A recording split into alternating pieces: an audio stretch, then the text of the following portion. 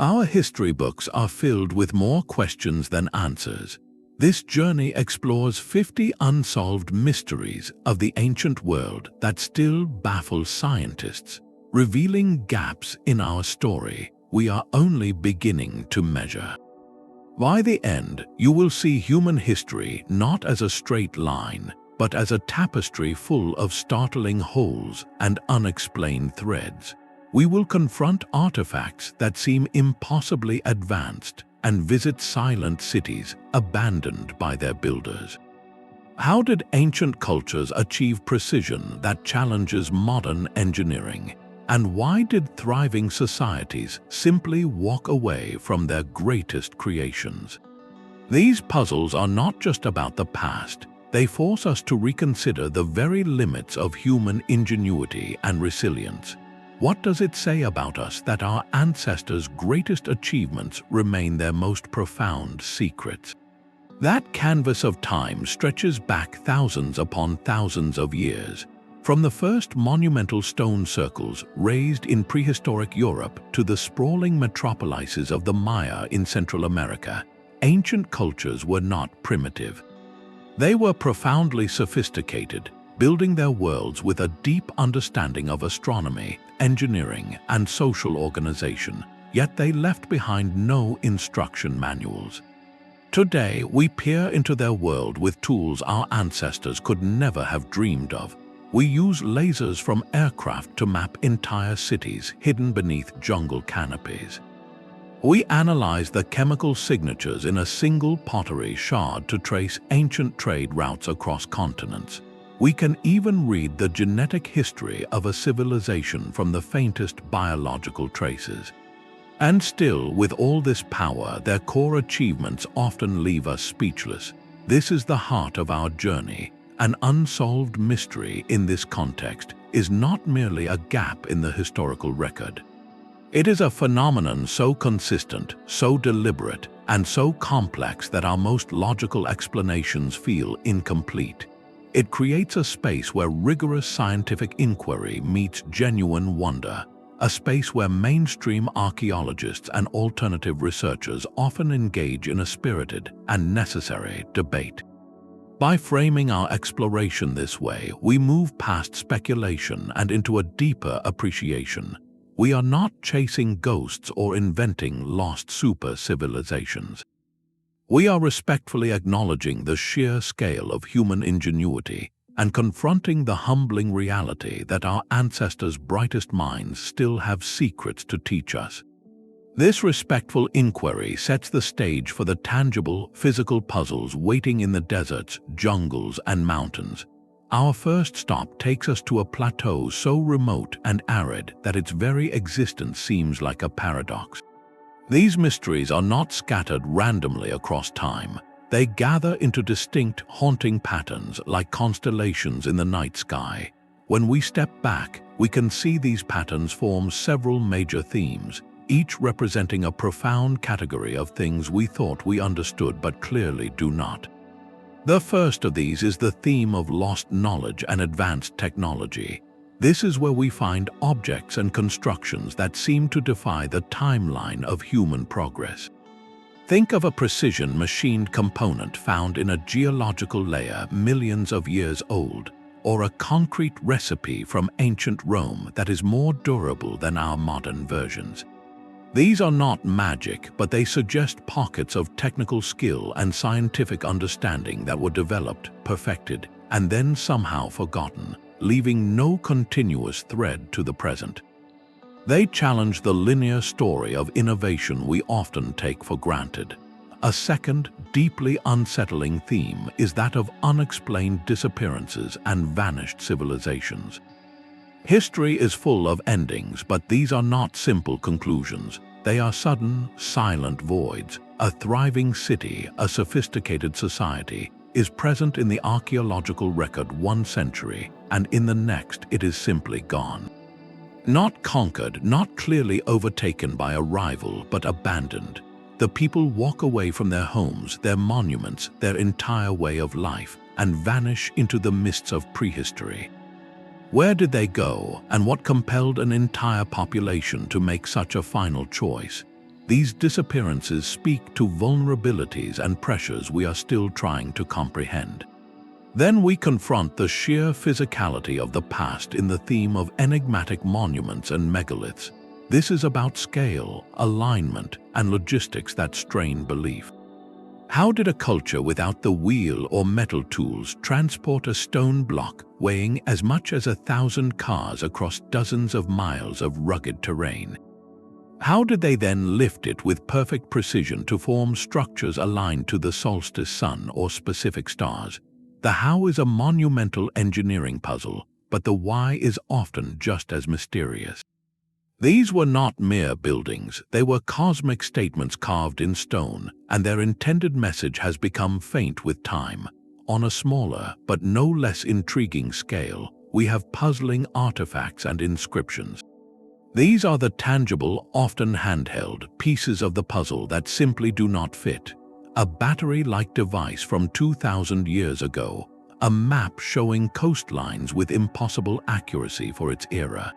Scripts etched onto clay or stone in languages that no living person can read, their meanings locked away despite our best efforts at decoding. Each of these objects is a whisper from the past, a direct challenge saying, "You do not know everything about us." Finally, there is the subtle and spiritual theme of mysteries of purpose and ritual. This moves beyond how something was built to ask what it was for. Vast complexes, intricate geoglyphs visible only from the sky, or networks of underground tunnels, their practical use is not obvious. They suggest a worldview where ceremony, astronomy, and community were woven together in ways that modern logic struggles to unravel. To understand these places, we must try to hear the music they were built for, a song that has long since fallen silent. Grouping the mysteries this way does more than organize a list. It reveals the architecture of our ignorance. We see that our confusion is not about minor details, but about fundamental chapters in the human story. These themes hint that ancient peoples perceived their world, solved problems, and expressed their beliefs through frameworks of knowledge that were entirely coherent to them but have since dissolved. As we explore specific examples from each of these categories, keep these overarching patterns in mind. They are the map that shows us just how much territory on the chart of history is still marked. Here be unknowns. A corroded lump of bronze and wood lay forgotten on the ocean floor for 2,000 years. When sponge divers finally brought it to the surface off the coast of a Greek island in the year 1901, it was not immediately recognized for what it was.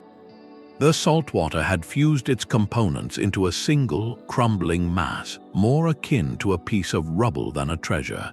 It was only decades later, as researchers painstakingly cleaned and examined the fragments, that the truth began to emerge. They were not looking at a statue or a piece of jewelry. They were looking at a machine. This is the Antikythera Mechanism, and its discovery shattered our understanding of ancient technological capability. Dated to around the 2nd century before the Common Era, it is a clockwork universe in a box, a portable planetarium of breathtaking ingenuity. Through advanced imaging techniques, scientists have peered inside its calcified shell to reveal a labyrinth of at least 30 finely crafted bronze gears, interlocking with a precision that would not be seen again until the great astronomical clocks of medieval Europe. This device was not for show.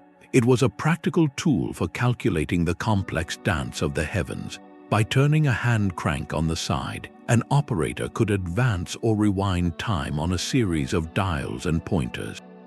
One dial tracked the metonic cycle, a 19-year period that aligns solar years with lunar months, crucial for calibrating calendars. Another predicted the dates of solar and lunar eclipses.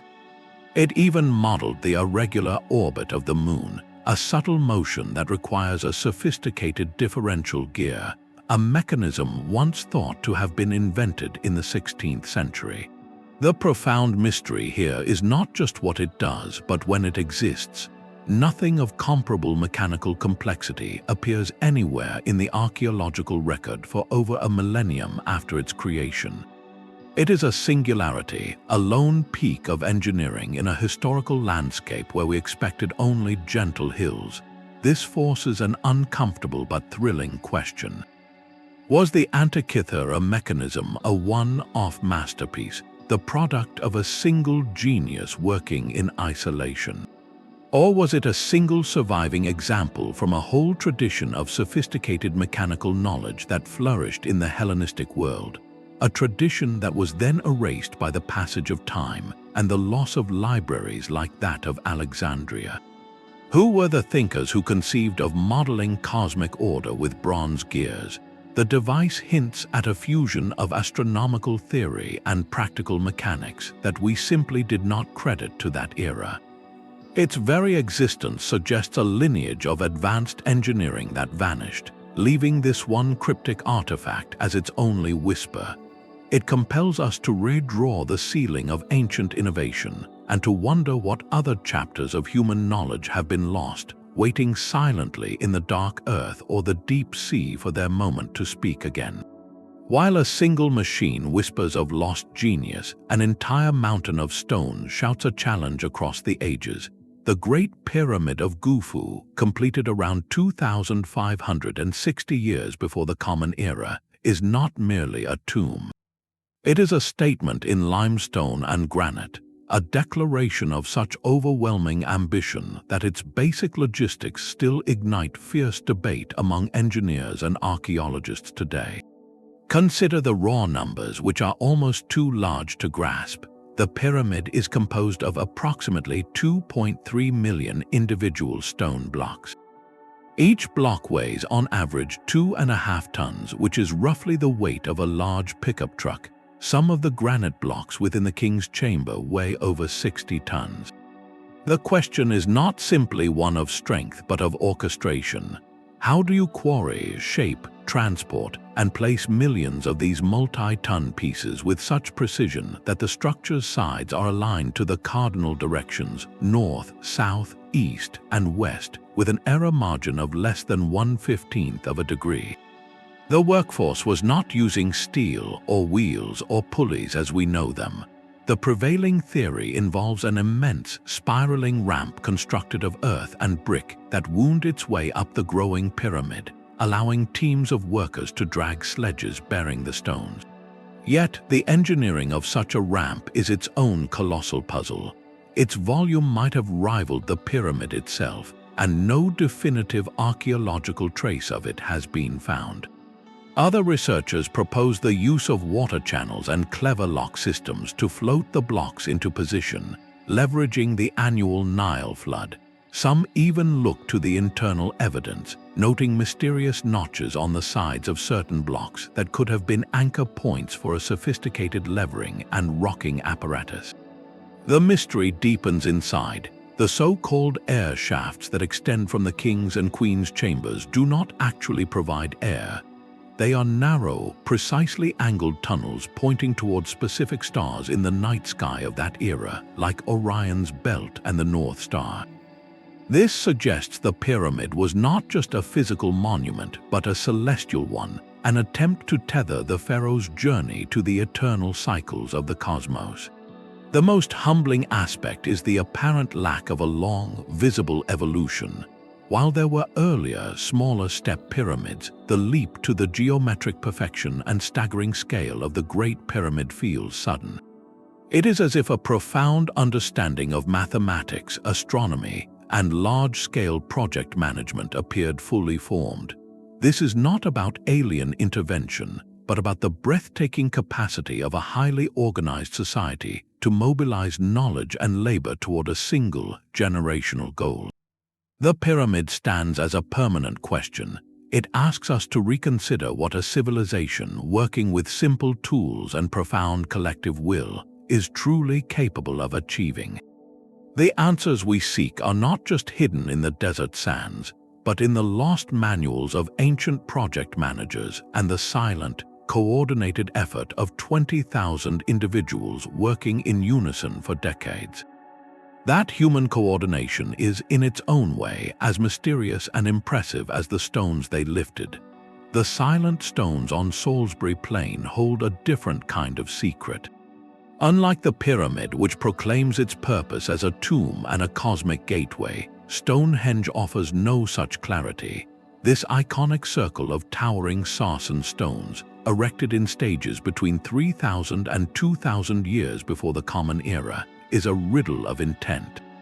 Its most famous feature is its alignment. On the summer solstice, the rising sun shines directly into the heart of the monument, framing the heel stone in a dramatic burst of light. This celestial connection is undeniable, but it is only the first piece of the puzzle. Was Stonehenge a prehistoric astronomical calculator, a giant stone calendar marking the seasons for an agricultural society, or was it something more profound? Recent archaeology has revealed that the site was used for centuries as a final resting place for cremated individuals, suggesting a deep ancestral link. Other theories propose it was a center for healing, drawing people from across the land to its perceived sacred power. The truth likely weaves all these threads together. Stonehenge was probably not one thing but many, a place where astronomy, remembrance of those who passed, community gathering, and spiritual ceremony converged. This multifaceted purpose is what makes it so enigmatic to our modern, compartmentalized minds. The mystery intensifies when you consider the journey of the stones themselves. The giant Sarsens were dragged from quarries 20 miles away, a formidable task, but the smaller, distinctive blue stones tell an even more astonishing story. Their geological fingerprint points to the Preseli Hills in Wales, a distance of over 150 miles. Imagine the commitment of a Neolithic community, moving dozens of these multi-ton stones across rivers, through forests, and over mountains. They likely used a combination of log rollers, sledges, and possibly even waterways, a project spanning generations. This was not a casual undertaking. It was an act of profound cultural necessity. The effort itself was part of the ritual, a physical testament to a shared belief so powerful it compelled people to move mountains, or at least to move stones across the length of a country. Each new discovery at the site, from traces of vast seasonal feasts to carvings of daggers and axes on the Sarsens, adds another layer to our understanding. Stonehenge does not give up its secrets easily. It stands as a silent monument to a complex belief system and a highly organized society whose inner world, their myths, their prayers, their reasons for such colossal effort, is lost to us. We are left with the physical echo of their conviction, a stone circle that asks us not just how it was built, but what it meant to stand within it under the solstice sun. That search for meaning leads us from a single, powerful site to an entire landscape of wonder, where the art is so vast it can only be seen from the sky. The desire to make a mark on the world to be seen takes a breathtaking turn in the deserts of southern Peru. Here, the Nazca people created an art gallery so immense it defies earthly perspective. Between 500 years before the Common Era and 500 years after, they meticulously scraped away the dark, sun-baked surface stones of the Pampa, Colorado, revealing the lighter-colored earth beneath. This process created lines, some perfectly straight for miles, and enormous figures known as geoglyphs. These are not small carvings. A hummingbird stretches over 300 feet. A spider measures 150 feet across. A monkey with a spiraling tail covers an area larger than 2 football fields.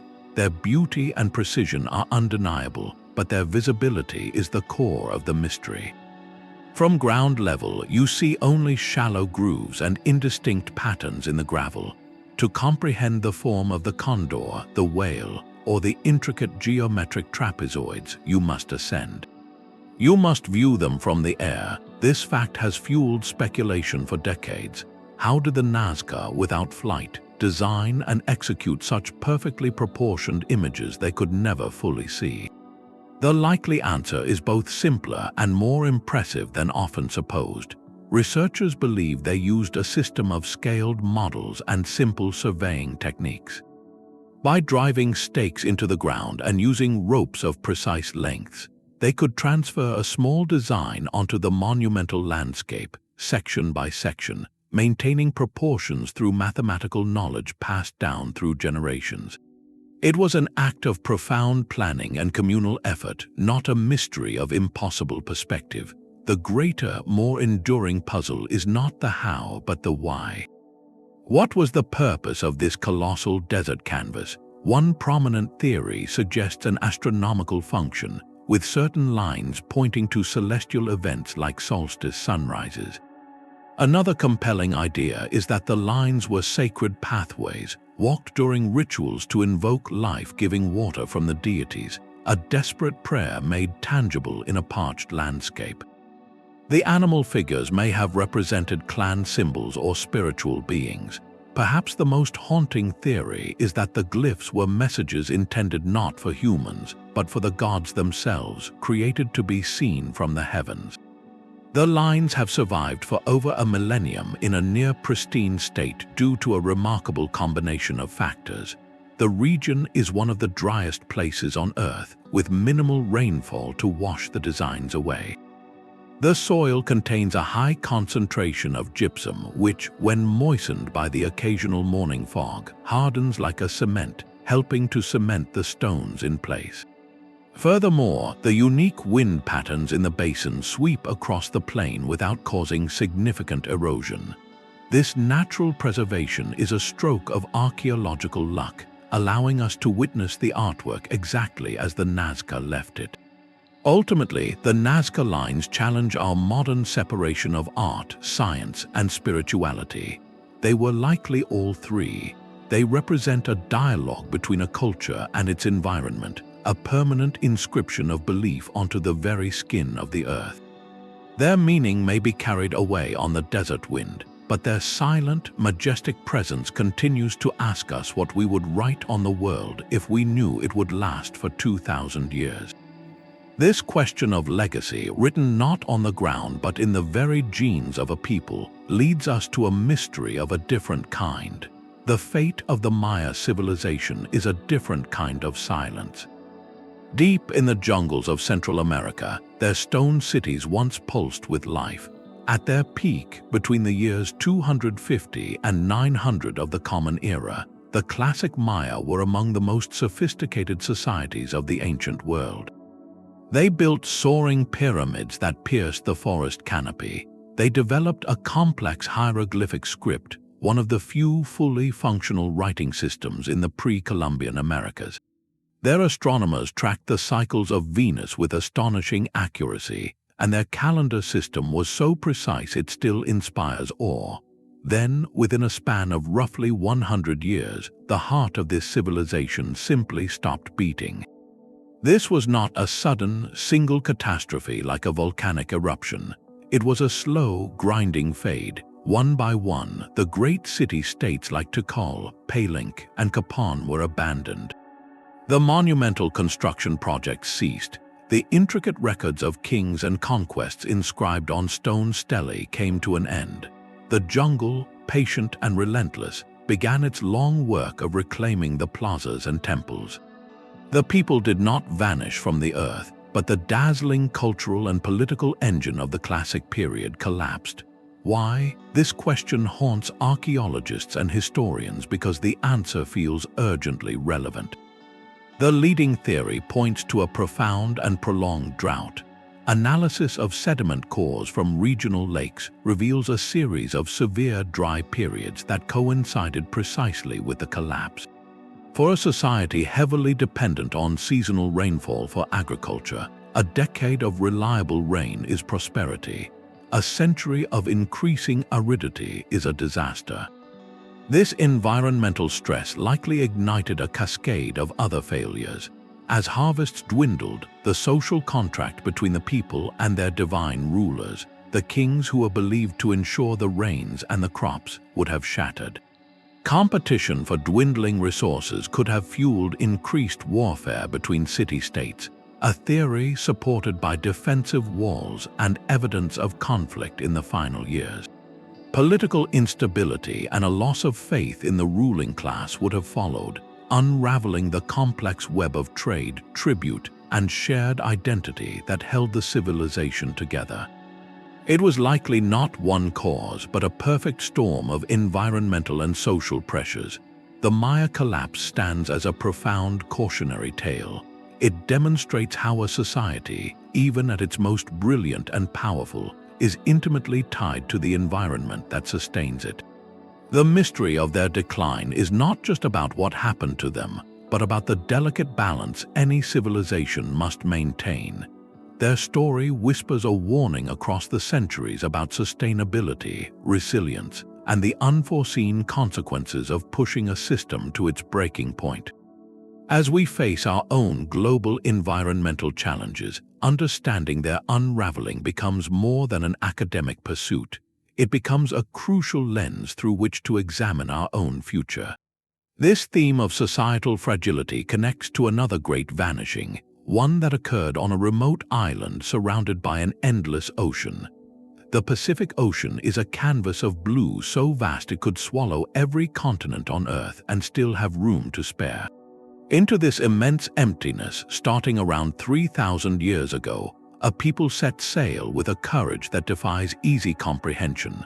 The Polynesian voyagers embarked on journeys across thousands of miles of open water, discovering and settling specks of land from Hawaii to New Zealand to the lonely outpost of Easter Island.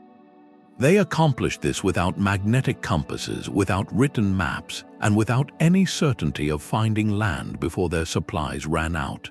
Their story is not one of accidental drift, but of deliberate, skilled exploration on a scale unmatched in human history. The core mystery is a beautiful one. How did they know where they were going? The answer lies in a complex, holistic science passed down through generations by word of mouth and lived experience, a discipline known as wayfinding. A master navigator, or kahuna hau'okul, did not see the ocean as a blank, featureless plain. They read it as a rich, dynamic text. At night, they memorized the precise rising and setting points of hundreds of stars, using them as a celestial compass. By day, they observed the subtle patterns of ocean swells, feeling how they refracted around distant islands, creating a telltale interference in the rhythm of the waves that could be sensed through the hull of the canoe. They watched the flight paths of certain seabirds, knowing which species would fly out to fish in the morning and return to land at night, revealing the direction to an unseen island. They noted the color of the clouds, which could take on a greenish tint from the lagoon reflection of an atoll below the horizon, and they smelled the air for the scent of land blossoms carried on the wind. This was not a collection of handy tricks. It was an integrated, living database of environmental knowledge, a mental chart of the Pacific held in the minds of a select few. This profound understanding would have been useless without the vehicle to carry it. The Polynesian double-hulled canoe, or wa, was a masterpiece of maritime technology. Built from carefully selected and shaped timber, lashed together with strong cordage made from coconut fiber, these vessels were remarkably seaworthy and fast. Two narrow hulls, connected by a sturdy platform, provided stability in rough seas and a large deck space for crews, families, plants, and animals. The sails, often made of woven pandanus leaves, could catch the wind efficiently, allowing them to sail across and even against the prevailing trade winds using sophisticated tacking maneuvers. Each voyage was a transplanting of an entire ecosystem and culture. Canoes were loaded with staple crops like taro, yam, and breadfruit, as well as domesticated animals like pigs, chickens, and dogs. This was not exploration for its own sake. It was intentional migration, a search for new homes driven by population pressures, resource needs, or the simple human spirit of discovery. The tragedy is that this vast body of knowledge was nearly extinguished. With the arrival of European ships and colonial influence, traditional voyaging ceased for generations. The star paths grew faint in cultural memory. It was only in the latter half of the 20th century, through the heroic efforts of cultural revivalists like Mau Piailug from Micronesia, that the art of wayfinding was deliberately resurrected. In 1976, Pialog famously navigated the traditional canoe Hokulea from Hawaii to Tahiti without instruments, proving the efficacy of the ancient methods to a skeptical modern world. This mystery compels a profound re-evaluation. For too long, Western narratives framed such achievements as lucky accidents. We now understand them as the result of a different, but no less rigorous system of science, one built on deep observation, oral precision, and an intimate, respectful dialogue with nature. The Polynesian voyagers did not conquer the Pacific. They conversed with it, learning its language of stars, waves, and birds. Their legacy challenges our narrow definitions of knowledge and reminds us that some of humanity's greatest journeys were guided not by printed charts, but by a song of the sea memorized in the heart. This deep connection to the environment stands in stark contrast to another ancient people who expressed their worldview not on the ocean, but by moving mountains of earth into colossal, enigmatic shapes. Plato's dialogues hold a story that has outlasted empires. In his works Timaeus and Critias, written around 360 years before the Common Era, the philosopher recounts the tale of Atlantis not as a myth, but as a historical account passed down from an Egyptian priest. He describes a formidable island nation located beyond the Pillars of Hercules, which we know as the Strait of Gibraltar. This civilization was said to possess a wealth of resources, advanced engineering, and a complex social order. Its capital was a marvel of concentric rings of water and land, bridged and canalized with a grand palace at its center. For generations, Atlantis was a great and noble power, but over time its people grew arrogant and corrupt. Their punishment, according to the story, was swift and absolute. In a single terrible day and night, violent earthquakes and floods consumed the island, sinking it forever beneath the sea. This vivid narrative of a splendid culture erased in a cataclysm has captivated the human imagination for more than 2 millennia. The central mystery is not whether Plato invented a detailed map to a real place, but why this particular story resonates so powerfully across cultures and centuries. Scholars widely agree that Plato was likely using Atlantis as a philosophical device, a moral allegory about the dangers of imperial pride and societal decay intended for his Athenian audience. It served as a counterpoint to his ideal society, a cautionary tale of what happens when virtue is lost. Yet the description is so specific, its geography, its architecture, its downfall, that it inevitably prompts the question: could it also be a distant echo of a real event, a cultural memory fossilized within a parable? This is where archaeology meets legend. The most compelling candidate for a historical inspiration is the catastrophic eruption of the Thera volcano, modern-day Santorini, around the year 1600 before the Common Era.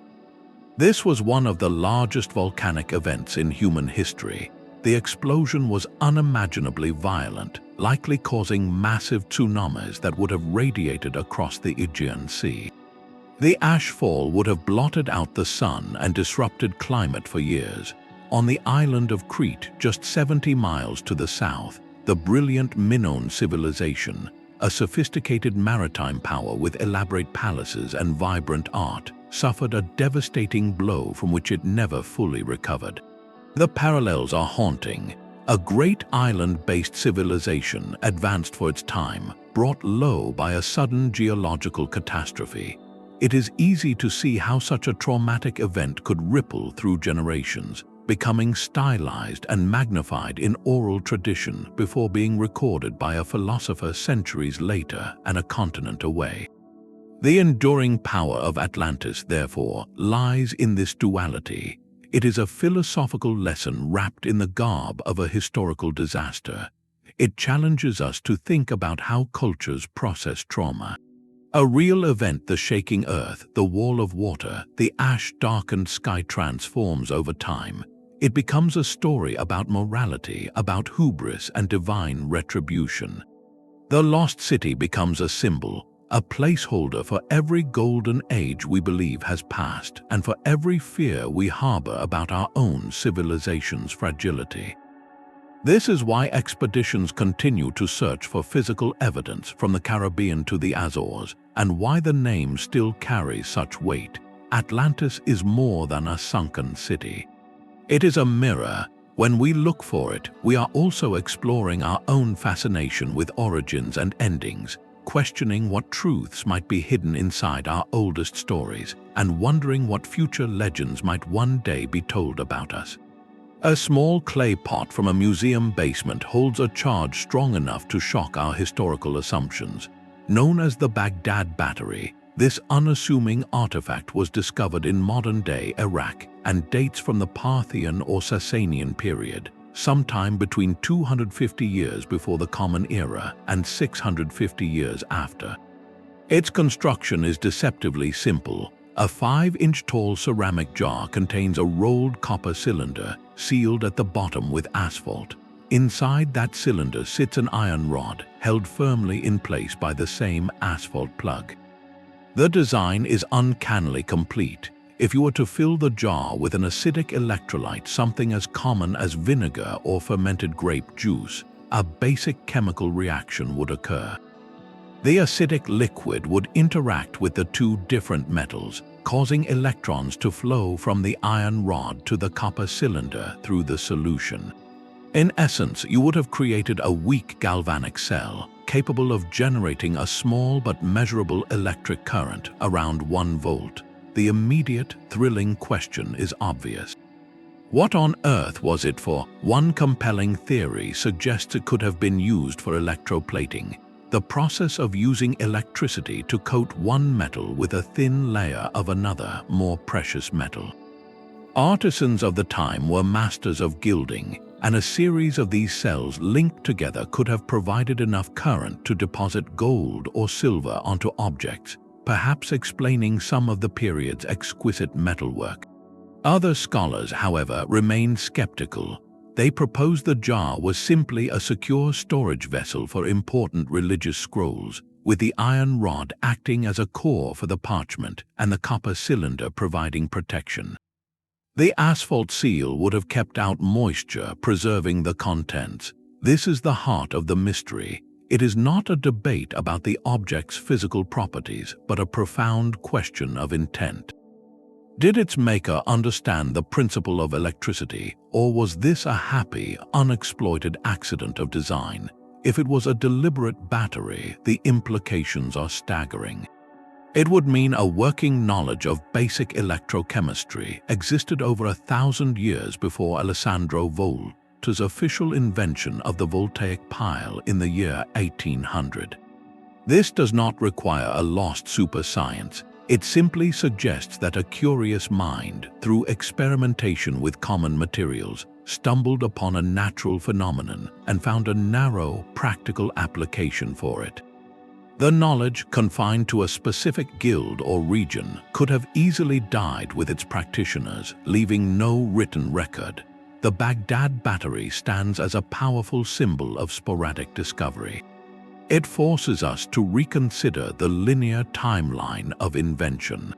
How many other fundamental principles, the germ theory of illness, the basics of genetics, the concept of zero, were independently grasped by ancient minds, used within a limited context, and then vanished into the cultural ether, only to be painstakingly rediscovered centuries later.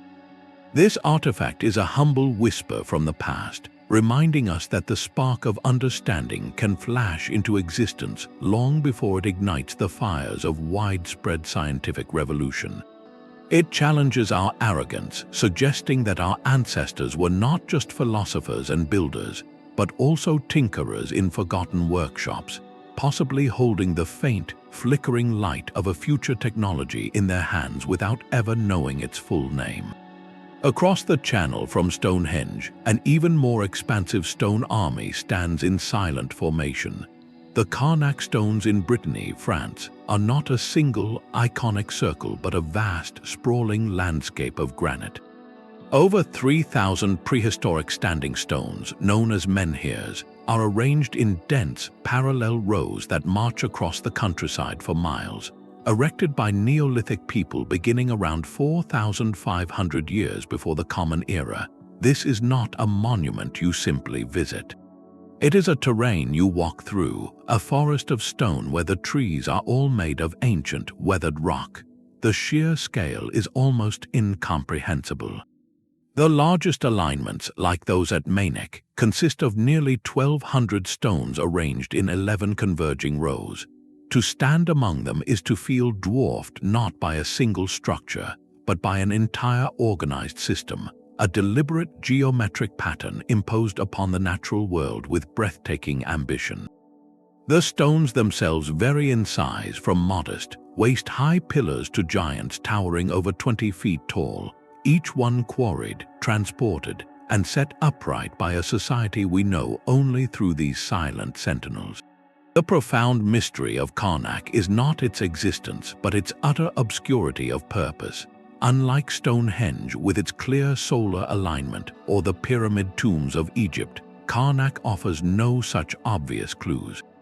Its rows run roughly east to west, but their precise astronomical significance, if any, remains hotly debated. Some researchers propose the alignments functioned as a colossal astronomical observatory or calendar, with specific stones marking the rising and setting of the sun or moon at key times of the year. Another, more speculative theory suggests the long, straight lines could have served as primitive earthquake detectors, with the stones acting as stable markers to visually reveal subtle shifts in the ground over centuries. Perhaps the most evocative idea is that these were sacred pathways, processional routes for ceremonial walks that connected different areas of ritual significance in the landscape, turning the very act of moving through the stones into a spiritual journey. What is undeniable is the staggering level of social organization this project required.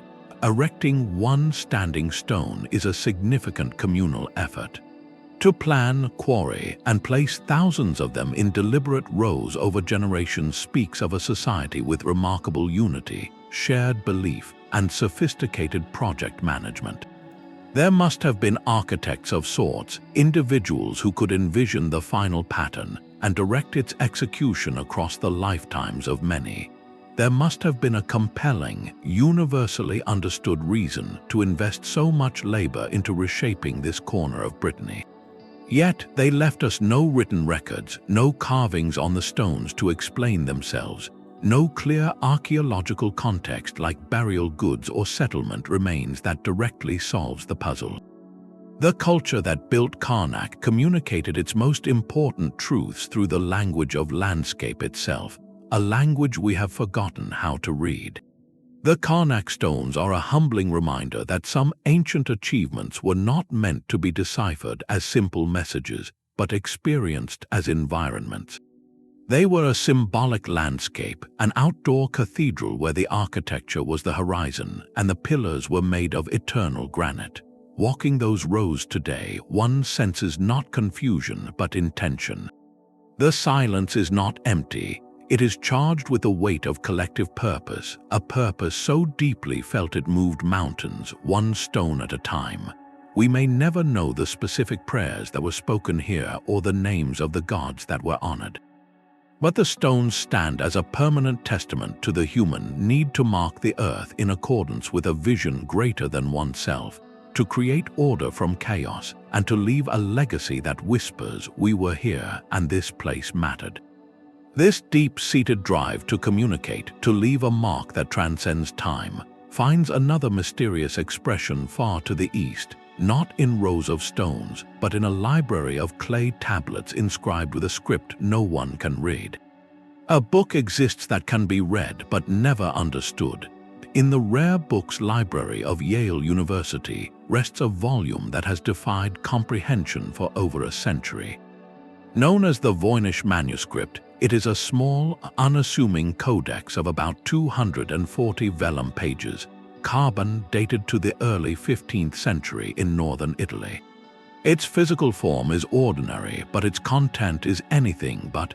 Every single page is covered in dense, flowing script from an alphabet that appears nowhere else on Earth. The characters are elegant and consistent, suggesting a real written language with grammatical rules, not random scribbles. Alongside this unknown text are hundreds of intricate illustrations, divided into thematic sections that only deepen the mystery. There are pages of strange, impossible plants with bulbous roots and leaves that botanists cannot match to any known species.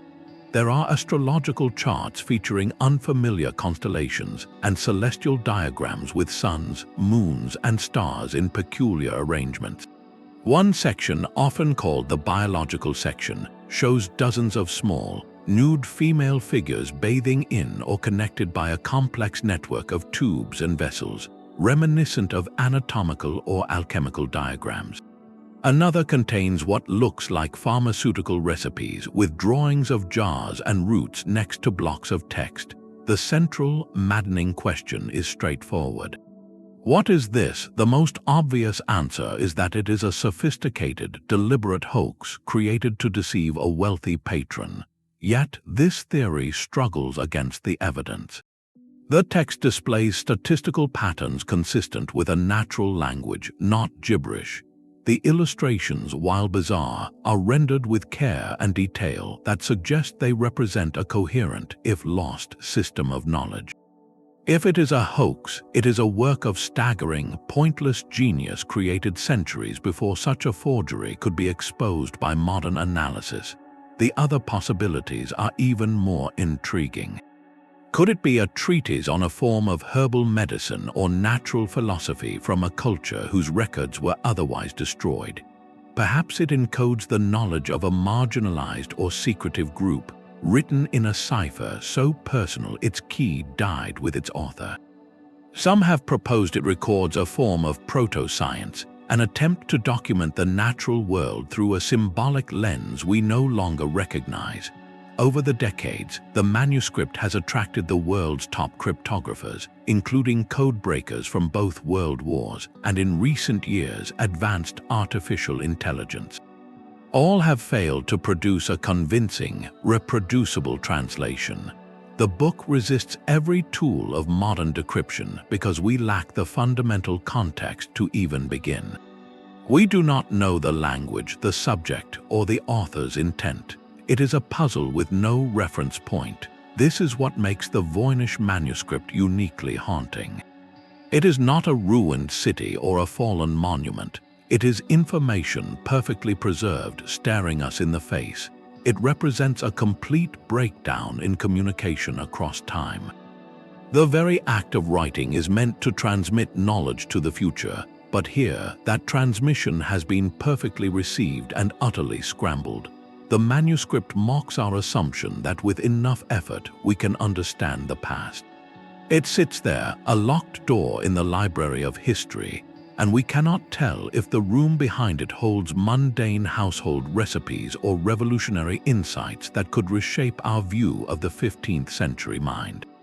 Its enduring silence is a profound reminder that the past is not just what we have found, but all that we have lost, including the keys to our own curiosity. Isolated in the vastness of the Pacific, a society sculpted its soul from volcanic rock. The great stone figures of Easter Island or Rapa Nui stand as silent, solemn giants gazing inland.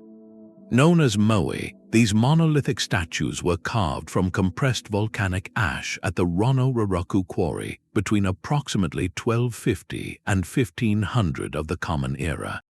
Their iconic, elongated faces with heavy brows and prominent noses are instantly recognizable, but the scale of the endeavor is almost beyond belief. Nearly 1,000 of these statues were created, with the largest, named Paro, standing over 30 feet tall and weighing an estimated 82 tons. The immediate, practical question is one of pure logistics. How did a people with no metal tools, no wheels, and no large animals to serve as beasts of burden achieve this? Using stone hand picks called toki, they painstakingly carved the moai directly from the quarry's soft rock face. Once a statue was freed, it was lowered down the quarry slope and prepared for its journey, which is where the real mystery begins. For decades, the leading theory involved wooden sledges and log rollers, requiring vast amounts of timber to move a single moai across the island's rugged terrain. This theory, however, contributed to a larger, darker narrative about the island's ecological collapse. A more recent and compelling hypothesis suggests the statues themselves walk. In this method, teams of workers used strong ropes to rock the moai from side to side, pivoting it on its curved base in a controlled, shuffling forward motion. Experimental archaeology has shown this method to be surprisingly efficient, requiring a coordinated crew and far less timber than previously thought. It is a powerful image, a community literally walking their ancestors across the landscape. This leads to the deeper, more resonant question of purpose. The moai were not idols of gods, but representations of deified ancestors. Each one was commissioned by a clan, its back forever to the sea, watching over the village and its descendants, a permanent stone link between the living community and the powerful spirits of those who came before. Their blank, staring eyes, originally inlaid with white coral and obsidian, were believed to hold a spiritual force called mana, bringing protection and prosperity. The true tragedy of Easter Island is written in their fallen forms. By the time European explorers arrived in the 18th century, nearly every moai had been deliberately toppled, many with their necks broken. This act speaks to a profound societal rupture. The prevailing scholarly view suggests that as the island's resources dwindled, partly due to deforestation and the introduction of rats that ate tree seeds, the social order built around ancestor worship and statue construction collapsed. Competition between clans turned violent, and the symbols of the old power, the moai, were ritually overthrown. This narrative transforms the statues from mere monuments into a stark, island-sized lesson. They are symbols of breathtaking cultural achievement and potentially of the perils of isolation and unchecked resource consumption. Their silent faces ask us not only how a people moved mountains, but what happens when the very belief system that drives such a feat comes into catastrophic conflict with the environment that sustains it. The story of the moai is a haunting reminder that a society's greatest artistic expressions can become the tombstones for the complex world that created them, a world whose internal pressures we are still striving to fully hear. The story of human progress has always followed a familiar script. First, we learned to farm. Agriculture provided a stable food surplus, which allowed people to settle in permanent villages. With settled life came specialization, social hierarchies, and the spare time to develop complex religion and art. This was the bedrock of civilization as we understood it. Then, in the 1990s, on a windswept hill in southeastern Turkey, archaeologists uncovered something that tore that script to pieces. Göbekli Tepe is not merely an ancient site. It is a time capsule from a world that should not exist, dated to around 9,600 years before the Common Era. This is not a misprint.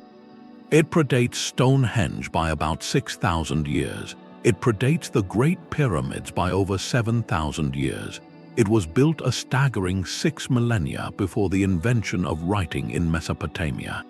And the builders were not farmers living in a thriving city. According to all the evidence, they were nomadic hunter-gatherers. The scale of their work is breathtaking. They carved and erected massive T-shaped limestone pillars, some weighing over 10 tons, arranging them into a series of circular enclosures. These pillars are not crude monoliths. They are masterfully shaped, often featuring elaborate, high-relief carvings of animals. A menagerie of the ancient world stares out from the stone. Fearsome lions, charging boars, slithering snakes, graceful cranes, and intimidating scorpions are all rendered with an artistic skill and symbolic depth that feels utterly anachronistic. The sheer labor involved is a monumental puzzle in itself. Quarrying these multi-ton pillars from nearby bedrock using only stone tools, transporting them up the hill, and erecting them in precise formations would have required the coordinated effort of hundreds of people over many months. This implies a level of social organization, planning, and leadership that textbooks reserved for much later, settled societies. So, we are left with a staggering reversal of cause and effect. The orthodox story says agriculture leads to temples.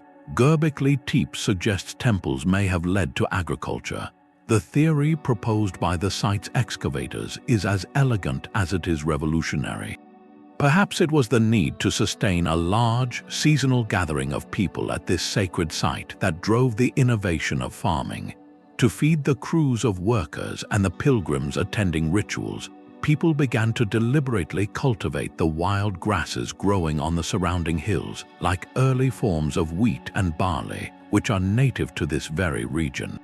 They may have begun to domesticate the wild animals depicted on the pillars. In this light, Göbekli Tepe was not a product of civilization, it was the catalyst. It was the dream that compelled a new way of living. The central, haunting question is not about logistics, but about inspiration. What belief system, what shared vision, was so powerful and so urgent that it compelled scattered bands of hunter-gatherers to come together and literally move mountains for it? Who were the visionaries or shamans who conceived of these stone circles and the animal spirits guarding them? The site offers no answers, only a profound silence after its deliberate and careful burial around 8000 BC, filled in with tons of earth and stone debris as if to preserve it for eternity. Göbekli Tepe forces a humbling admission. Our timeline for the dawn of complex human thought, for the birth of shared myth and communal ambition, was off by thousands of years. It reveals that the human capacity for abstract belief, for large-scale cooperation driven by something beyond mere survival, is far older and more fundamental than we ever supposed. This was not the infancy of religion. This was its confident, monumental adolescence, flowering in an age we mistakenly called simple. Deep beneath the quiet villages of Zhejiang province in China, an entire hidden world waited. In 1992, a local farmer decided to pump the water out of what everyone believed was a small, insignificant pond. As the water level dropped, an astonishing sight emerged. This was no pond, it was the flooded entrance to a colossal, hand-carved cavern. Further exploration revealed not one, but 24 of these immense subterranean spaces, each one a staggering monument to vanished effort. The Longyou Caves are a mystery of pure scale, carved from solid sandstone at least 2,000 years ago. To stand inside one is to feel dwarfed by human ambition. Some of the caverns are vast enough to hold multiple aircraft hangars, with ceilings soaring over 100 feet high. Their floors span over 30,000 square feet, an area larger than many modern homes. The walls, pillars, and ceilings are not rough-hewn. They are meticulously finished with a series of parallel chisel marks, running in a uniform, decorative pattern across every single surface. This is not the work of haphazard digging. It is architecture executed with breathtaking precision and a clear, consistent aesthetic vision, all executed in the near-total darkness underground. The logistical questions are immense. Conservative estimates suggest that removing the rock to create these 24 caverns would have produced nearly 1 million cubic meters of rubble. That is enough stone to construct a small mountain. Where did all that excavated material go? No vast spoil heaps have been found in the surrounding landscape. The builders would have required a small army of laborers working for decades with iron tools, along with a sophisticated system of lighting, ventilation, and structural planning to prevent collapse. This level of investment implies a powerful, centralized authority, a state-sponsored project of monumental proportions. Yet here lies the core of the enigma. In a region with a long and meticulously recorded history, there is not a single written word, not one scroll or stele, that mentions the construction of the Longyou Caves. It is as if the project was a state secret or its memory was deliberately erased. This silence amplifies the mystery of their purpose. Were they imperial tombs awaiting occupants that never arrived? The clean, patterned walls and grand spaces could support this idea, yet no artifacts, burial goods, or human remains have ever been found within them. Could they have been a secret quarry providing stone for a nearby city? The uniform chisel marks and careful preservation of the cavern's shapes argue against a purely utilitarian mining operation. Perhaps they served as a concealed ceremonial complex, a subterranean temple for rituals hidden from the world above. The acoustic properties of the spaces are remarkable, with sound carrying in unusual ways, which might have been part of a spiritual experience. Without any contextual clues, we are left with a masterpiece in search of its meaning. The Longyou Caves force us to confront the fragility of historical memory. A project of such staggering scale, requiring the coordination of thousands of lives, can vanish from the written record as if it never happened. They stand as a silent testament to a forgotten chapter of Chinese engineering, a hidden empire carved from the earth whose only purpose now is to humble us with its silent, majestic presence.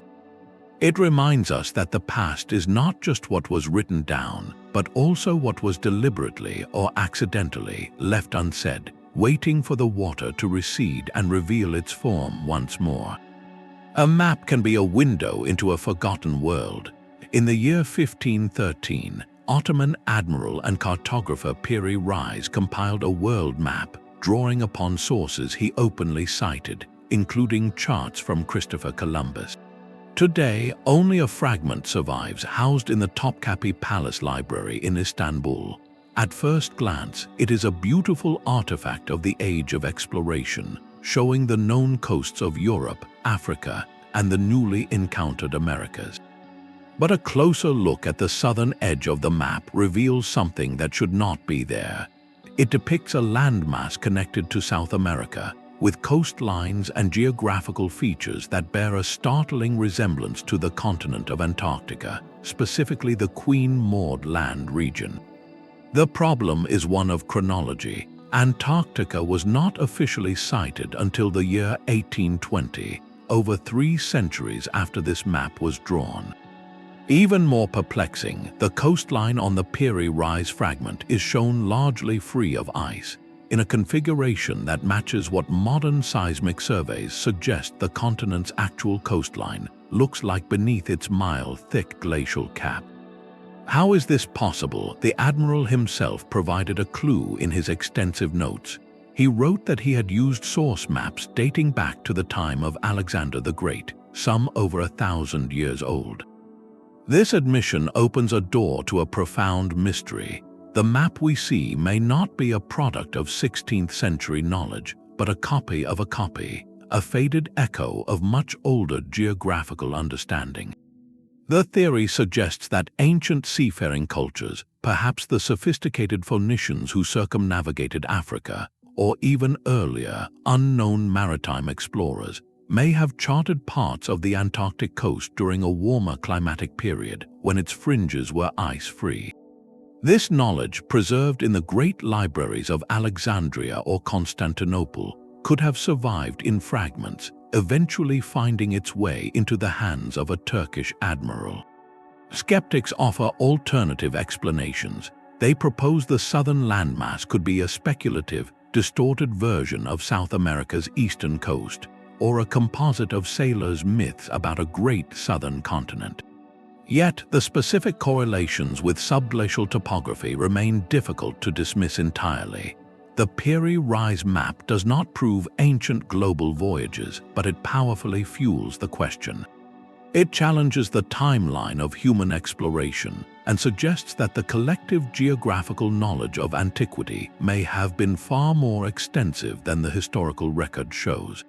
It represents the fragile thread of information passed from hand to hand across centuries, vulnerable to the fires of libraries and the erosion of time. This artifact is a whisper that some of our ancestors may have seen farther than we ever imagined, and that their charts, like ghosts in the parchment, still linger at the edges of our maps. High above the ancient Inca capital, a fortress wall defies simple explanation. The stonework of Sacsayhuamán, perched on the outskirts of Cusco, Peru, is a breathtaking display of precision that seems to bend the rules of physics. These are not simple, rectangular blocks. They are massive, irregular polygons, some weighing well over 100 tons, each one a unique, puzzle piece carved from hard andesite. The miracle is in the fit. These gigantic stones, with their complex, multifaceted faces, join together so seamlessly that the seams are virtually invisible. For centuries, guides have demonstrated that you cannot slide a piece of paper or even the blade of a razor between them. This is not mortarless construction. This is a three-dimensional stone tapestry, woven together with such exactitude that it has survived in a region plagued by frequent and powerful earthquakes for over 500 years. The engineering principle behind this polygonal style is part of its genius. Unlike a wall of uniform blocks, which can crack along straight lines under seismic stress, this interlocking jigsaw configuration allows the entire structure to sway and settle during a tremor, the stones rocking and then settling back into place, locked by their own intricate geometry. The Inca understood their landscape intimately, building not just on the land but in harmony with its forces.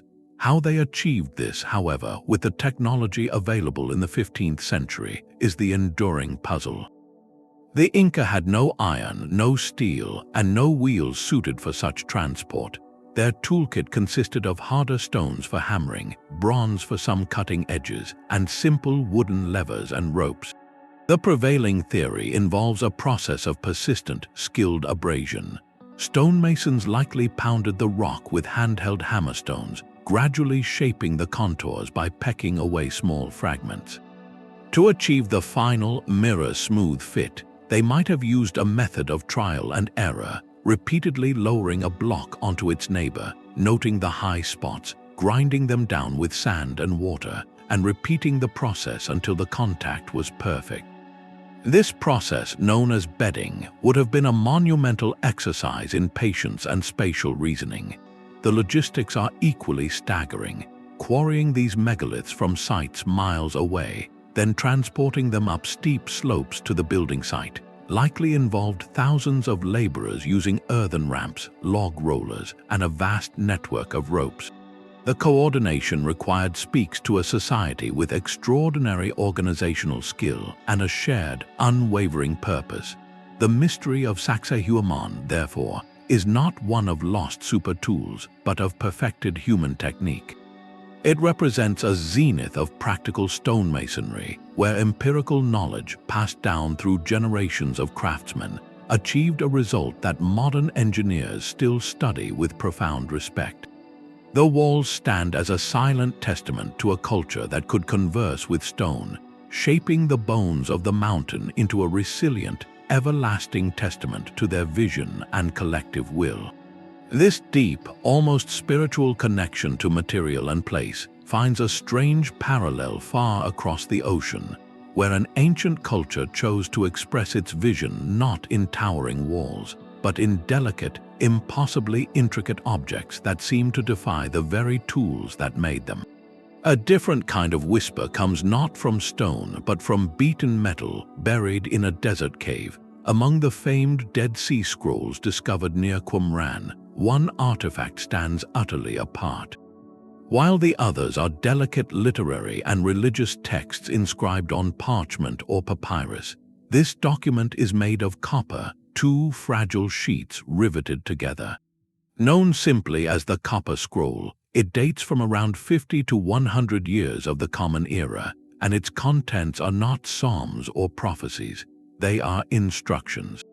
The scroll is in essence an ancient treasure map, listing in meticulous detail 64 hiding places for staggering quantities of wealth. The inventory is almost mythical in scale. It describes tons of gold and silver, along with precious incense, ritual vessels, and scrolls themselves, secreted away in locations across the Judean wilderness. Phrases like "in the cistern which is in the court of the peristyle" or "in the tomb that is in the Macia's courtyard" read like clues in an elaborate 2,000-year-old puzzle. The immediate, electrifying question is whether this map points to a real fortune. Many scholars believe it could document the hiding of treasures from the Second Temple in Jerusalem, a desperate attempt to safeguard sacred wealth ahead of the Roman siege and destruction in the year 70. If true, the copper scroll would be a unique historical receipt, a tangible link to one of history's most profound losses. Yet, the mystery deepens with every failed expedition. The directions are frustratingly cryptic, referencing landmarks, buildings, and districts whose names and locations have been lost to time. Despite numerous searches over decades, using the scroll as a guide, no significant treasure matching its description has ever been recovered. This persistent emptiness leads other researchers to a different conclusion. Perhaps the scroll is not a factual inventory, but a work of religious fiction, a symbolic text outlining a spiritual or idealized treasure, never meant to be physically unearthed. The very medium suggests something special. Inscribing on copper was difficult and expensive, implying the message was intended to endure, to outlast parchment. So, which is it? A genuine guide to a lost national treasury, or an allegory carved in metal? The copper scroll masterfully blurs the line between record and legend. It forces us to stand at a crossroads of interpretation. Do we see a community preserving its most sacred objects under dire threat, or a people encoding their hopes for restoration in the language of material wealth? This tangible, metallic clue from antiquity dangles the most tantalizing possibility of all, that a fabulous hoard, a piece of a shattered world, might still lie buried beneath the dust and rock, waiting not for a shovel, but for the right mind to finally decipher the landscape's forgotten names. It is a mystery that transforms every hill and valley in the region into a potential secret chamber, reminding us that sometimes history hides its greatest value not in what it declares, but in what it dares us to go and find. A carving on a temple wall can hold a meaning as layered as history itself. Within the Temple of Hathor at Dendera in Egypt, a series of intricate reliefs carved during the Ptolemaic period, around 100 years before the Common Era, depict a scene that has ignited a modern debate. The image shows a large, elongated object, reminiscent of a glass bulb or vase. Inside this object rests a wavy line that looks strikingly like a filament. The bulb shape is held by a pillar, and from its base extends a cord that snakes its way to a small box, which is being held by a kneeling figure. To a modern eye, conditioned by over a century of electric lighting, the interpretation seems almost unavoidable. It looks for all the world like a depiction of an ancient light bulb, complete with its power source and an operator. Egyptologists, however, offer a different and deeply contextual reading. They identify the scene as a profound religious symbol, not an electrical diagram. In this interpretation, the bulb is not a bulb at all, but a stylized lotus flower, a sacred plant in Egyptian mythology associated with creation and rebirth. The wavy line inside is not a filament, but a snake emerging from the flower, representing the god Harsomtus, a manifestation of life and divine power. The cord is seen as the snake's body, and the box is a jed pillar, a symbol of stability.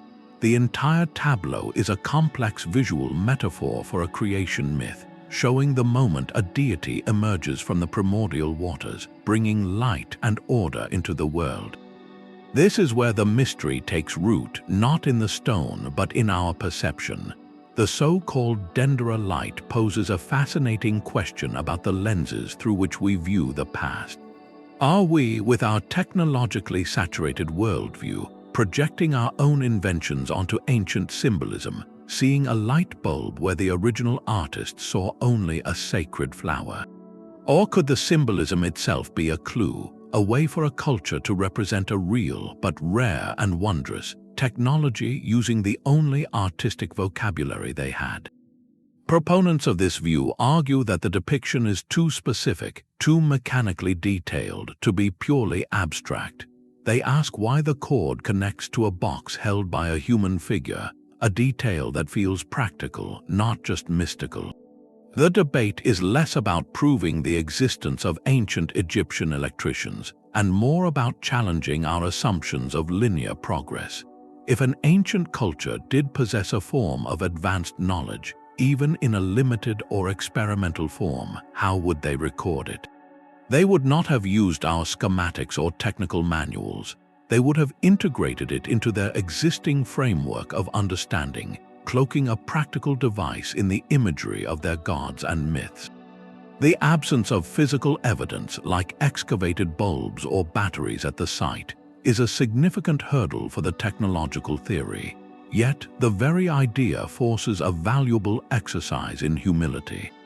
It asks us to consider whether our categorization of ancient art into rigid boxes of either practical record or pure myth might be too simplistic. Perhaps some carvings exist in a middle ground, where observed phenomenon and spiritual belief were not separate but intertwined. The Dendera relief, in all its enigmatic beauty, ultimately illuminates a different kind of light. It shines a light on the gap between an ancient artist's intent and a modern viewer's interpretation, reminding us that the past often speaks in a symbolic language we are still learning to fluently read. A landscape of silent stone vessels holds its secrets close. In the highlands of Laos, the Xing Quang Plateau is home to one of Southeast Asia's most visually arresting and perplexing archaeological sites.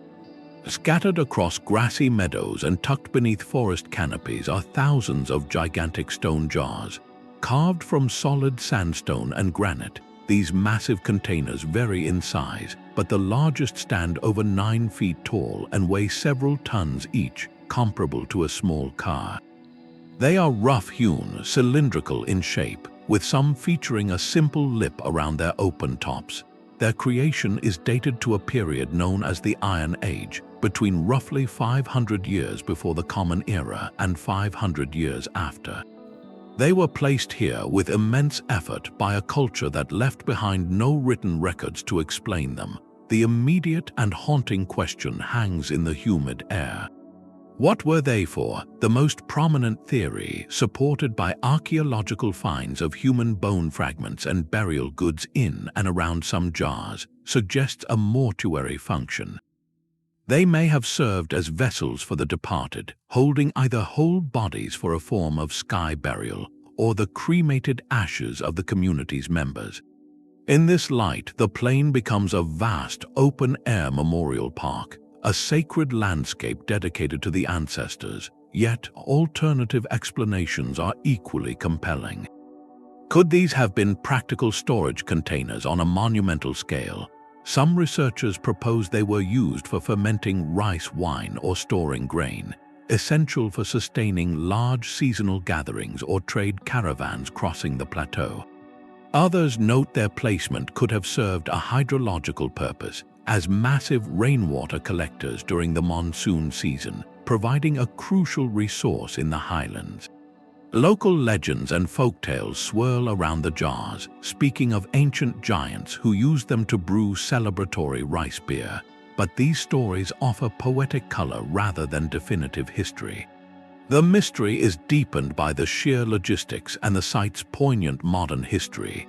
Quarrying these multi-ton jars from nearby mountains, then transporting them miles across rugged terrain without the wheel or draft animals, represents a staggering communal undertaking. It speaks of a society with a powerful, shared motivation, whether spiritual or practical. Tragically, the plateau's remoteness and its role as a battleground during the mid-20th century conflict have left the area littered with unexploded ordnance, making systematic archaeological study dangerous and slow. This adds a layer of solemnity to the site. Each cleared path for researchers is a hard-won victory, and each jar studied is a fragile window into a world twice silenced, first by time and then by war. The Plain of Jars, therefore, stands as a monument to dual mysteries. It is an enigmatic relic of Iron Age belief or ingenuity, and a sobering reminder of how recent history can further obscure the distant past. These silent, hollow sentinels do not give up their meaning easily. They simply stand, weathered by centuries of rain and sun, their original purpose erased, but their silent, collective presence a powerful testament to a culture that believed in marking the land with vessels of stone, waiting for a future that might one day understand their quiet language. A single book can hold a world within its pages and sometimes a legend within its ink. In the early 13th century, within the walls of a Benedictine monastery in Bohemia, a project began that would defy normal human limits. The result is the Codex Gigas, often called the Devil's Bible, not for its content, but for the chilling, full-page illustration of the devil that stares out from its vellum. This is the largest surviving medieval manuscript in the world, a behemoth that requires 2 people to lift, its pages measuring nearly 3 feet in height. The legend that clings to it is as dramatic as the book is large. The story says a monk, condemned to be sealed alive within a wall for breaking his vows, promised to create a book containing all human knowledge in a single night to redeem himself. As the midnight hour approached and the task proved impossible, he prayed not to God but to the fallen angel Lucifer, who finished the manuscript in exchange for the monk's soul and a prominent portrait within its pages. This tale of a supernatural pact is a gripping piece of folklore, but the true mystery is rooted in tangible human effort. The practical question is one of staggering scale.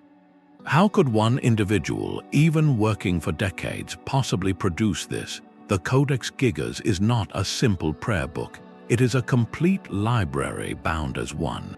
It contains the entire Latin Vulgate Bible, major historical works by authors like Josephus, medical texts, a calendar, and a list of brothers in the monastery, all written in a remarkably uniform hand.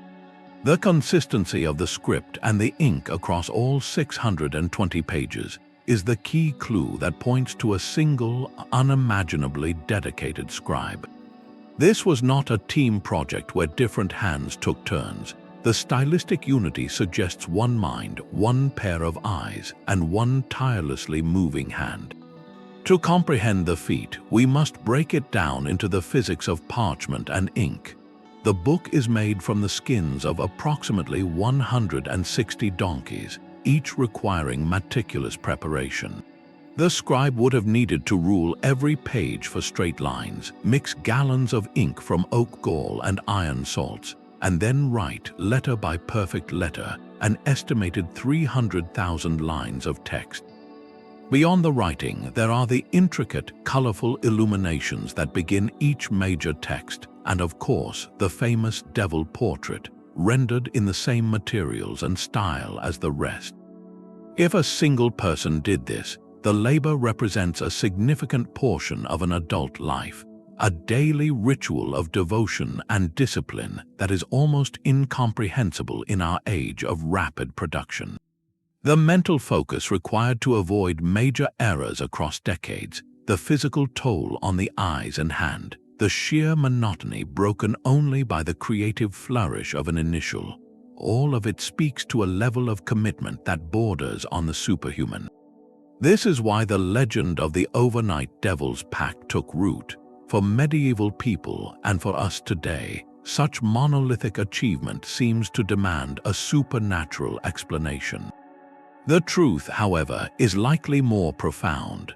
The Codex Gigas stands as a monument to the power of human will, a testament to what can be accomplished when a life is dedicated entirely to a singular, grand purpose. It blurs the line between fact and myth because its very existence feels mythical. It challenges our modern notions of productivity, asking us what we might create if we devoted ourselves so completely to a single, magnificent task. The book is not haunted by a devil, but by the ghost of its own maker's extraordinary endurance, a silent presence we can still feel in the steady, unbroken flow of ink across the centuries. A single word carved into a wooden post became America's first great ghost story. In the year 1587, 115 English men, women, and children landed on Roanoke Island, a sliver of land off the coast of present-day North Carolina. Their governor, John White, soon sailed back to England for desperately needed supplies, his departure marked by the birth of his granddaughter, Virginia Dare, the first English child born in the New World. War with Spain delayed his return for 3 long years. When he finally made it back to Roanoke in 1590, he found a scene of profound silence. The entire settlement was deserted. The houses had been carefully dismantled, suggesting a planned departure, not a panicked flight. There were no signs of struggle, no graves, and no indication of where the colonists had gone. The only clue was a single word carved into a fort post, Croatoan, and the letters CRO carved into a nearby tree. This was not a message of distress. It was a directional marker referencing the name of a friendly Native American tribe and their home island to the south. Governor White intended to sail there immediately, but a violent storm forced his ship to retreat to England. He would never return to search again. The 115 souls, including his own family, vanished into the wilderness, leaving behind a mystery that has simmered for over 4 centuries. The core question is simple. What happened to them? The leading and most hopeful theory is that they simply did what the carving suggested. Facing starvation and isolation, they may have split into smaller groups and sought refuge with the Croatan people on Hatteras Island, gradually integrating into the community through marriage and cultural exchange. This integration theory is supported by later English accounts from the Jamestown colony decades later. Settlers there reported hearing stories from local tribes about gray-eyed people who lived further south, and even seeing individuals with European features. Furthermore, archaeological digs on Hatteras Island have uncovered a mix of 16th-century English artifacts, like a signet ring and gun parts, alongside traditional Native American items, suggesting prolonged, peaceful contact. Yet, this evidence remains circumstantial, not conclusive. Other, darker possibilities persist. Could a conflict with a different, hostile tribe have led to their loss? Or did they attempt a desperate, ill-fated voyage back to England in small boats, succumbing to the treacherous Atlantic waters? The mystery is deepened by the profound silence that followed. No European ever claimed to have found a survivor. No definitive archaeological evidence, like a mass burial site or a concentrated settlement with European remains, has been discovered on the mainland. Modern attempts to solve the puzzle have turned to science, specifically DNA analysis. Researchers have worked with present-day descendants of the Croatan, now known as the Lumbee tribe, searching for genetic markers that could trace back to those lost English settlers. While some intriguing familial stories and historical connections exist, no genetic proof has yet provided a definitive link. This lack of a clear answer is what makes Roanoke so haunting. It is not a mystery of a fallen empire, but of a single, fragile community. It represents the razor's edge on which all early colonial ventures balanced, completely dependent on tenuous supply lines and uncertain relations with the existing inhabitants of the land. Their disappearance is a stark lesson in vulnerability. The word Croatoan is more than a clue. It is a symbol of the immense gaps in our historical record, places where the narrative simply stops and we are left with only fragments and questions. It reminds us that history is written by the survivors, and sometimes entire chapters are lost because no one was left to tell the tale. The lost colony endures not because we have found answers, but because its silence speaks so eloquently of hope, desperation, and the terrifying possibility of simply fading away without a trace. Death Valley holds a secret written in mud and stone. In a remote, bone-dry basin called the Racetrack Playa, the ground is as flat as a tabletop, cracked into a geometric puzzle by the relentless sun. Scattered across this vast, hard clay surface are rocks, some weighing as much as 700 pounds, and behind them, trailing across the playa like signatures, are long, graceful trails. Some tracks are straight as an arrow for hundreds of feet. Others curve in elegant loops or sharp 90-degree turns. For nearly a century, these sailing stones presented a perfect, silent riddle. How could these heavy stones move on their own, with no one to push them and no animal large enough to drag them? The tracks suggested a slow, deliberate journey, but no one had ever seen a stone in motion. The leading theories were as creative as they were untested. Perhaps powerful dust devils or hurricane-force winds could skid them along. Maybe thin sheets of ice gave them a slippery surface. But without proof, the phenomenon felt almost supernatural, a desert magic trick performed for an audience of empty mountains. Then, in the year 2011, a team of researchers installed time-lapse cameras and precise GPS monitors on the playa, settling in for a patient vigil. Their wait was rewarded. They captured the elusive movement on film, solving a modern mystery with meticulous observation. The recipe for motion is surprisingly delicate.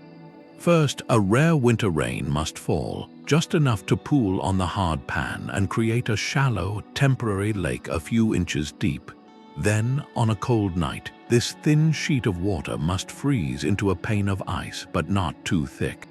As the sun rises and the air warms, this ice sheet begins to break up into large, floating panels. Now comes the wind, gusting across the playa at a steady, gentle pace. It catches these floating panels of ice, which act like miniature sails or bulldozer blades.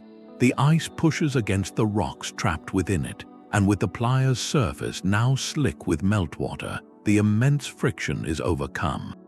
The stones begin to glide, inch by inch, across the soft mud beneath the water, etching their meandering paths into the earth. The process is slow, silent, and utterly mesmerizing to watch. For science, the case was closed. A perfect alignment of water, ice, and wind provided the elegant, natural engine. But this solution opens a window into a deeper, more human mystery. Imagine an ancient hunter or traveler crossing this same playa thousands of years ago. They would have encountered the same evidence we did. The heavy stones, the inexplicable trails leading to nowhere, the complete absence of any visible mover. They would have had no concept of thin ice floes acting as sails. To them, this would not be a physics problem. It would be a profound event, a clear sign that the stones were alive, or possessed by spirits, or moved by gods of the wind or earth. This natural phenomenon would have demanded a story, a myth to explain the impossible. Perhaps the tracks were seen as the paths of ancestral beings, or messages from the land itself. The sailing stones remind us that the ancient world was full of such active, unexplained wonders. Lightning, eclipses, the aurora borealis, and yes, rocks that walked by themselves. These were not passive puzzles for future scientists, but immediate, powerful experiences that shaped worldview and belief. They were the raw material of mythology. The mystery of the sailing stones, therefore, operates on two levels. The first, a logistical how, has been beautifully answered by modern instrumentation. The second, a cultural why, lingers in the realm of imagination. It challenges us to see the landscape through ancient eyes, where every unusual event was woven into a narrative about the nature of the world. This natural marvel underscores a crucial point. Not every enigma of the past points to a lost civilization or advanced technology. Some are simply the result of nature's rare and perfect performances, events that would have been just as baffling to our ancestors as any engineered monument. They highlight the universal human drive to explain, to find meaning in movement, and to listen for the stories whispered by the wind and written in the mud. 3 small clay tablets rest at the center of a historical firestorm, unearthed in 1961 from a Neolithic settlement in Tartaria, Romania. These palm-sized objects, dated to around 5,300 years before the Common Era, are incised with a series of simple, angular symbols. To the untrained eye, they might resemble primitive tally marks or abstract decoration. Yet, to a handful of researchers, these symbols represent something far more revolutionary. They believe the markings constitute a genuine, organized script, a form of writing that would predate the earliest accepted writing, Mesopotamian cuneiform, by nearly 2,000 years. If this interpretation is correct, the very cradle of literacy would shift dramatically from the Middle East to the forests and river valleys of ancient Europe, appending one of the foundational narratives of human civilization.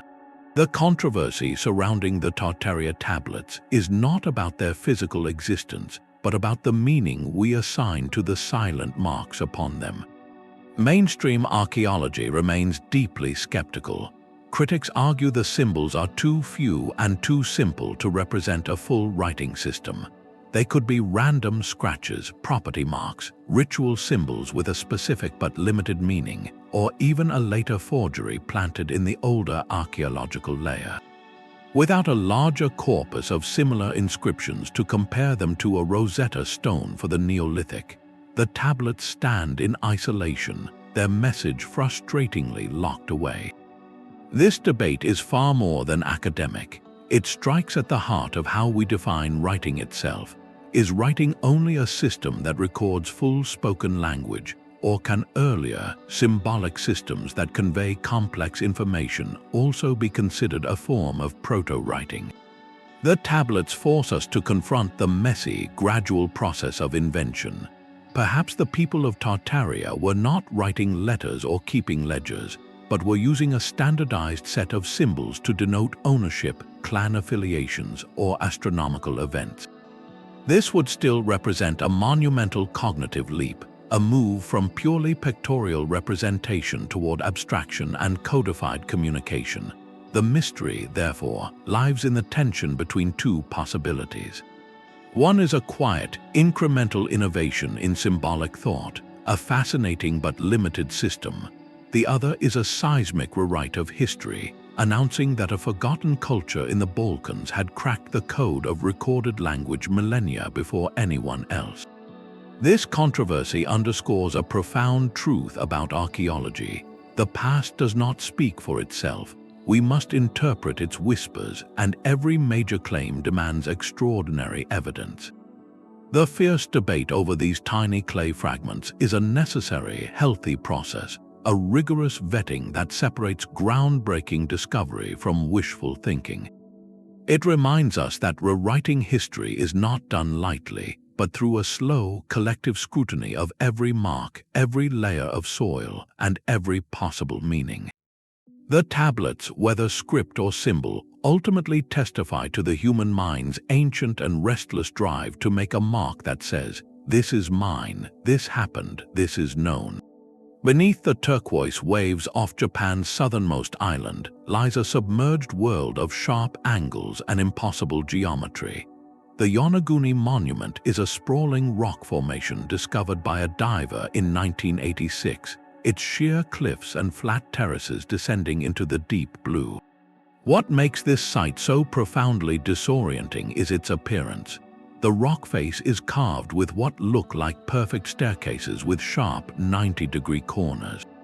There are wide, flat platforms that resemble plazas and tall, isolated pillars that stand like sentinels.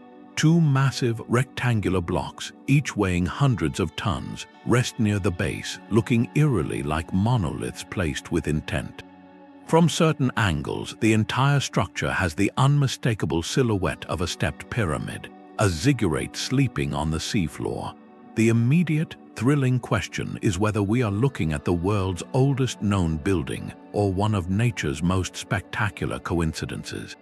Geologists who argue for a natural origin point to the powerful forces at work in this region. Yonaguni sits in an area prone to intense seismic activity.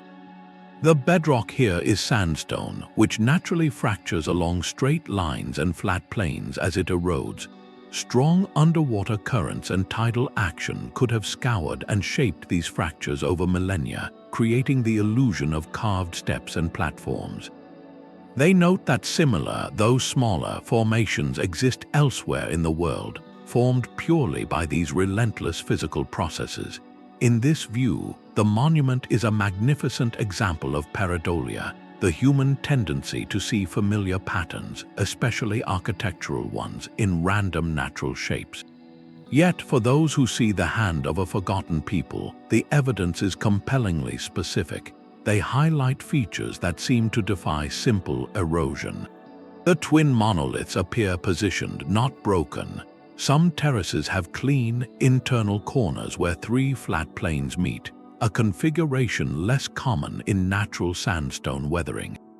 Perhaps the most tantalizing clue is a relief carving on one wall that some interpret as the crude outline of an animal, suggesting symbolic artistry. If even partially shaped by humans, the implications are staggering.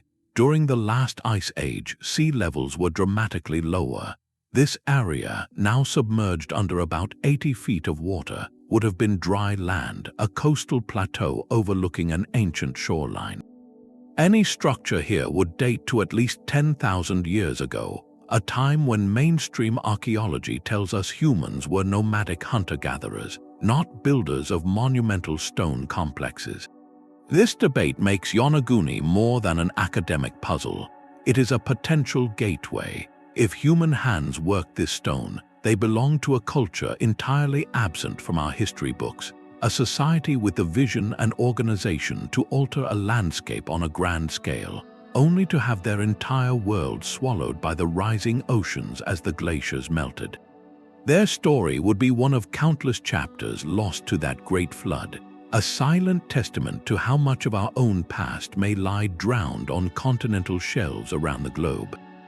Diving at Yonaguni is an eerie experience. Schools of hammerhead sharks glide past the stark terraces, and the light filters down in shifting columns. You are suspended between two possibilities, touching rock that might be a masterpiece of geology or the drowned cornerstone of a civilization we have yet to name. The monument does not give up its secret. It simply waits in the silent pressure of the deep, a riddle written in stone and water, asking us to decide where nature's artistry ends and human memory begins. The line between a tantalizing mystery and an outright myth is sometimes drawn by a single, unverifiable detail. In 1938, a story emerged from the remote Bayan Mountains of China that would come to define that blurred boundary. According to the account, an archaeological expedition led by a Professor Kai Pu-te discovered a series of caves containing neat rows of ancient graves. The skeletons within were said to be unusually small, with oversized skulls. Scattered around them were hundreds of peculiar stone discs, each roughly 9 inches in diameter with a hole in the center, resembling stone phonograph records. The discs were reportedly incised with a continuous, tiny spiral groove that, upon closer inspection, was said to be a microscopic hieroglyphic script. The translated narrative, as the story goes, was nothing short of astounding. It told of a group of beings called the Dropa, whose spacecraft crash landed in the mountains some 12,000 years ago. Unable to repair their vessel, they were stranded on Earth, and these stones were their recorded plea for help, a message to the stars from a lost extraterrestrial crew. From a scholarly standpoint, the Dropa Stones case collapses under scrutiny. No reputable scientific journal ever published a study of the discs. The original artifacts have never been produced for modern analysis by institutions like museums or universities. The professor at the center of the tale, Kai Pu-te, cannot be reliably verified as a historical figure. Mainstream archaeologists and historians widely dismiss the entire episode as a 20th century fabrication, a hoax possibly born from misidentified Neolithic discs, which are ceremonial jade objects with a central hole, later embellished by sensationalist writers. There is no chain of custody, no peer-reviewed examination, and no credible evidence to support the extraordinary claims. In the rigorous world of archaeology, where provenance is everything, the Dropa stones simply do not exist as a legitimate find. Yet, their persistence in popular culture is itself a fascinating phenomenon. The story has all the ingredients of a perfect modern legend. It combines the allure of a remote, inaccessible location with the discovery of an unusual artifact and a narrative that speaks to our deepest cosmic curiosities. It represents how an archaeological notion, however dubious, can escape the confines of academic debate and take on a life of its own in books, documentaries, and online forums. This endurance highlights a profound human tendency. When faced with an object that seems out of place or a story that feels incomplete, our minds often leap toward the most extraordinary explanation available. An unusual skeleton becomes an alien visitor. A disc-shaped stone becomes an interstellar recording. The mundane but historically complex truth is often less satisfying than the thrilling possibility of contact. This mystery, or more accurately, this modern myth, serves as a crucial cautionary tale. It underscores the fundamental principles that separate historical inquiry from speculative fiction. Provenance, the documented history of an object from its discovery to the present, is the bedrock of archaeology. Peer review, the critical evaluation of findings by other experts, acts as a necessary filter. The Dropa story fails both these tests spectacularly. It reminds us that a true historical mystery invites investigation and demands evidence, while a myth often resists both, thriving instead on ambiguity and repetition. The stones ask us to exercise a different kind of curiosity, one that values rigorous questions over easy answers. They challenge us to appreciate the real, human mysteries of the past without needing to populate them with visitors from other worlds. In doing so, they illuminate not an ancient enigma, but a very modern one. Our own enduring desire for the universe to be stranger and for history to be more wondrous than it perhaps actually is. That desire itself is a powerful force shaping the stories we tell about who we are and where we might come from. A hill is not always just a hill. In the quiet town of Visoko, Bosnia, a series of symmetrical, flat-topped landforms rise from the landscape. To the untrained eye, their geometric shapes and apparent alignment can seem startlingly deliberate. This observation sparked a claim that has rippled through the world of alternative history. Some independent researchers propose these are not hills at all, but the largest and oldest pyramids on Earth, constructed by a lost civilization over 10,000 years ago. They point to perceived straight edges aligned with cardinal directions and even suggest the presence of man-made concrete blocks and underground tunnels. The scale of the claim is breathtaking, promising to rewrite the entire narrative of European prehistory. Yet, when mainstream geologists and archaeologists examined the site, they reached a very different conclusion. The consensus is nearly unanimous. These are natural formations, specifically flat-topped hills known as mesas, a common product of sedimentary layering and erosion. The straight lines are the result of natural fracturing in the bedrock, and the so-called concrete is a natural type of conglomerate rock called breccia. The tunnels are likely old mining works from medieval or later periods. There is no archaeological evidence, no pottery, tools, burials, or cultural layers that would indicate human construction on such a monumental scale. So, if the scientific establishment has spoken, why does the mystery persist? The true enigma of the Bosnian pyramids is not buried in the soil. It unfolds in the modern human psyche. This case is a powerful lens into the phenomenon of pseudo-archaeology. It asks why certain ideas, despite lacking scholarly support, capture the public imagination with such fierce intensity.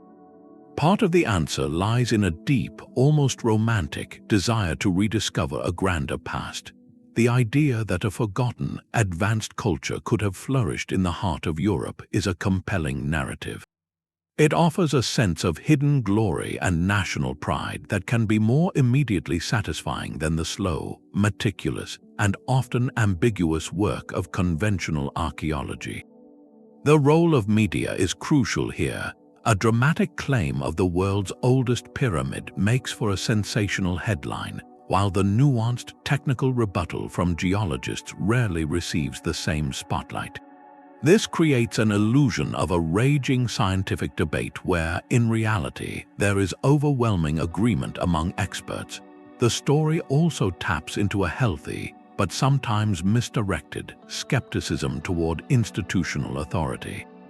When official science dismisses a popular idea, it can be perceived as elitism or a conspiracy to hide the truth, rather than a defense of methodological rigor. This does not mean the fascination is without value. The public engagement generated by such sites is immense. People travel to Visoko, they learn about geology and archaeology, even if through a contested lens, and they participate in a conversation about the past. This hunger for connection with ancient mysteries is genuine and powerful. The struggle, then, is not between truth and fiction, but between two different ways of knowing. One is built on the slow accumulation of evidence, peer review, and methodological caution. The other is driven by intuitive observation, pattern recognition, and the thrill of potential discovery. The Bosnian Pyramids remind us that our relationship with history is deeply emotional. We want the past to be epic, to be filled with lost cities and impossible achievements. Sometimes the truth, that nature itself can sculpt forms of breathtaking symmetry, is no less wondrous. This modern mystery ultimately holds up a mirror, asking what we seek when we look at an ancient hill. Are we looking for facts, or are we looking for a story that makes our world feel more mysterious and ourselves more connected to a forgotten greatness? The answer to that question may be the most revealing artifact of all. A hammer should not be found inside a stone. In 1936, near the town of London, Texas, a couple walking along a creek bed made a bizarre discovery. Partially embedded in a large, hardened rock nodule was the unmistakable shape of a hammer, its wooden handle fossilized and its iron head fused into the stone. The rock itself was identified as belonging to a Cretaceous formation, dating back over 100 million years. The implication was staggering. If the hammer was as old as the rock that encased it, then a tool-making creature existed alongside the dinosaurs, shattering every understanding of human evolution and technological history. This is the London hammer, and it became an instant icon for a category of finds known as out-of-place artifacts, or OOP arts. These are objects that appear in geological contexts where they simply should not exist, seeming to laugh at the established timelines of archaeology and paleontology. The initial, thrilling question is obvious. Could this be genuine proof of an impossibly ancient human, or perhaps non-human, intelligence? The allure is powerful, suggesting a hidden chapter of prehistory where advanced beings walked the earth eons before our earliest ancestors. Geologists, however, offer a more grounded, though no less fascinating, explanation. The rock is not a solid chunk of ancient Cretaceous bedrock, but a concretion. Concretions form when mineral cement precipitates and hardens around a nucleus, which can be anything from a fossil to a shell, or in this case, a lost hammer. This process can occur relatively quickly, within centuries or even decades, given the right chemical conditions in water-saturated sediments. In this view, the story flips entirely. A 19th-century miner or settler loses a perfectly ordinary hammer near a creek. Over time, minerals in the water begin to deposit around it, slowly encasing it in a hard, stone-like shell. The concretion then erodes out of its softer surrounding matrix, making it appear as though the hammer was found in ancient, solid rock. Scientific analysis of the hammerhead's metallurgy reportedly shows an unusual composition, with a lack of sulfur that some argue is indicative of ancient smelting techniques. while others contend it is simply a product of pre-industrial 19th century ironworking. The wooden handle did indeed mineralize, but that process of petrification can also occur on a human timescale under the right geochemical conditions. The true mystery of the London hammer, therefore, is not its age, but its role as a cultural symbol. It sits at the very heart of a passionate debate between mainstream science and alternative research. For skeptics, it is a classic example of how natural processes can create the illusion of an impossible artifact, a lesson in geological context and critical thinking. For proponents, it is a flagship example of evidence that challenges orthodoxy, a reason to question the completeness of the geological record and the rigidity of accepted timelines. This tension is where its enduring power lies. The hammer forces a valuable discipline. It demands that we scrutinize the artifact with every tool of modern science, from metallurgy to sedimentology. But it also demands that we scrutinize our own assumptions. Are we too quick to dismiss anomalies that do not fit our models, or are we too eager to embrace them as proof of revolutionary ideas without sufficient evidence? The London hammer does not provide easy answers. Instead, it embodies the very process of historical inquiry, where a single strange object can ignite decades of discussion about how we know what we think we know about the deep past. It is a reminder that the Earth can play tricks with time, encasing the recent in a shell that looks ancient, and that our journey to understand history is often a careful, patient unraveling of nature's clever disguises. A piece of cloth can hold an image that science cannot recreate. The Shroud of Turin is a length of linen, approximately 14 feet long, bearing the faint, straw-colored imprint of a man who appears to have suffered physical trauma consistent with crucifixion. For centuries, it has been venerated by many as the actual burial cloth of Jesus of Nazareth, making it one of the most studied and controversial artifacts in the world. In 1988, a team of scientists performed radiocarbon dating on a small sample of the cloth. The results placed its origin squarely in the medieval period, between the years 1260 and 1390 of the Common Era. For many, this seemed to settle the debate, labeling it a skilled, if mysterious, medieval creation. Yet that scientific verdict did not end the mystery. It merely shifted its center. The profound puzzle of the shroud is no longer primarily about its age, but about its very existence. How was this image made? The characteristics of the imprint are unlike any known artwork. The coloration is not a pigment or dye applied to the surface. It exists only on the very topmost fibrils of the linen threads, a superficial stain less than a micrometer deep, as if the image was somehow projected or transferred onto the cloth without any liquid medium. Furthermore, the image contains precise three-dimensional information. When the varying darkness of the stain is translated into a topographic map, it produces a credible, sculptural relief of a human form, a quality no painting or drawing from any era possesses.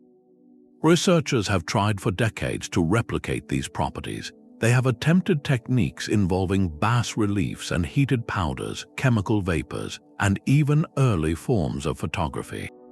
None have produced an image that matches all the shroud's unique physical and chemical attributes simultaneously. This failure is what keeps the question alive. If it is a medieval artifact, it represents an act of artistic and scientific genius so advanced that its method remains lost, created by an anonymous master who understood concepts of dimensionality and chemical staining far ahead of their time.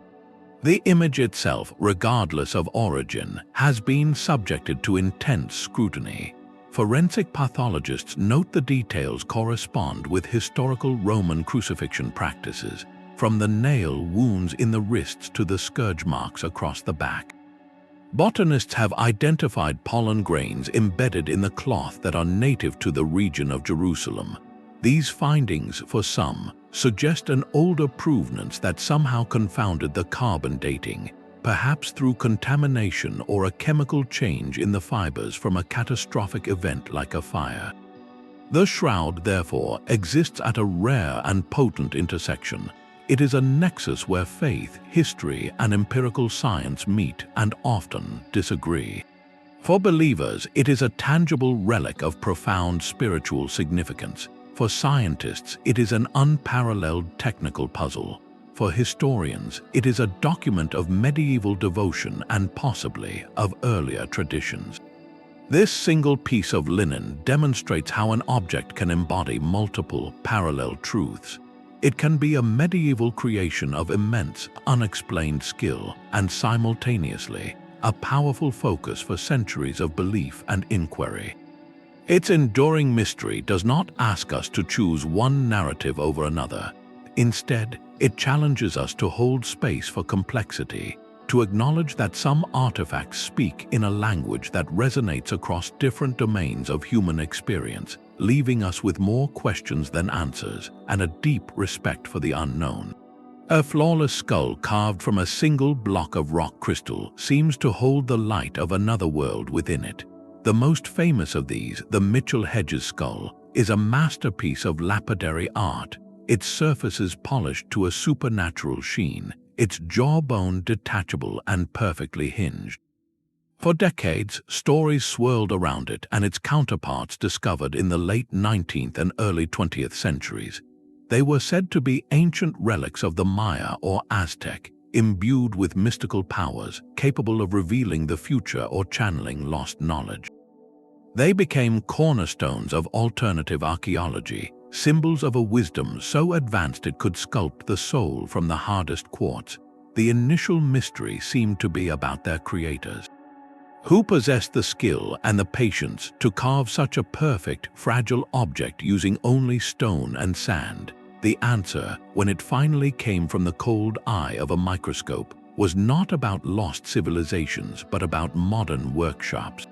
Under high magnification, the telltale signs emerged. The fine, parallel grooves and symmetrical patterns on the crystal were not made by hand-held, abrasive tools.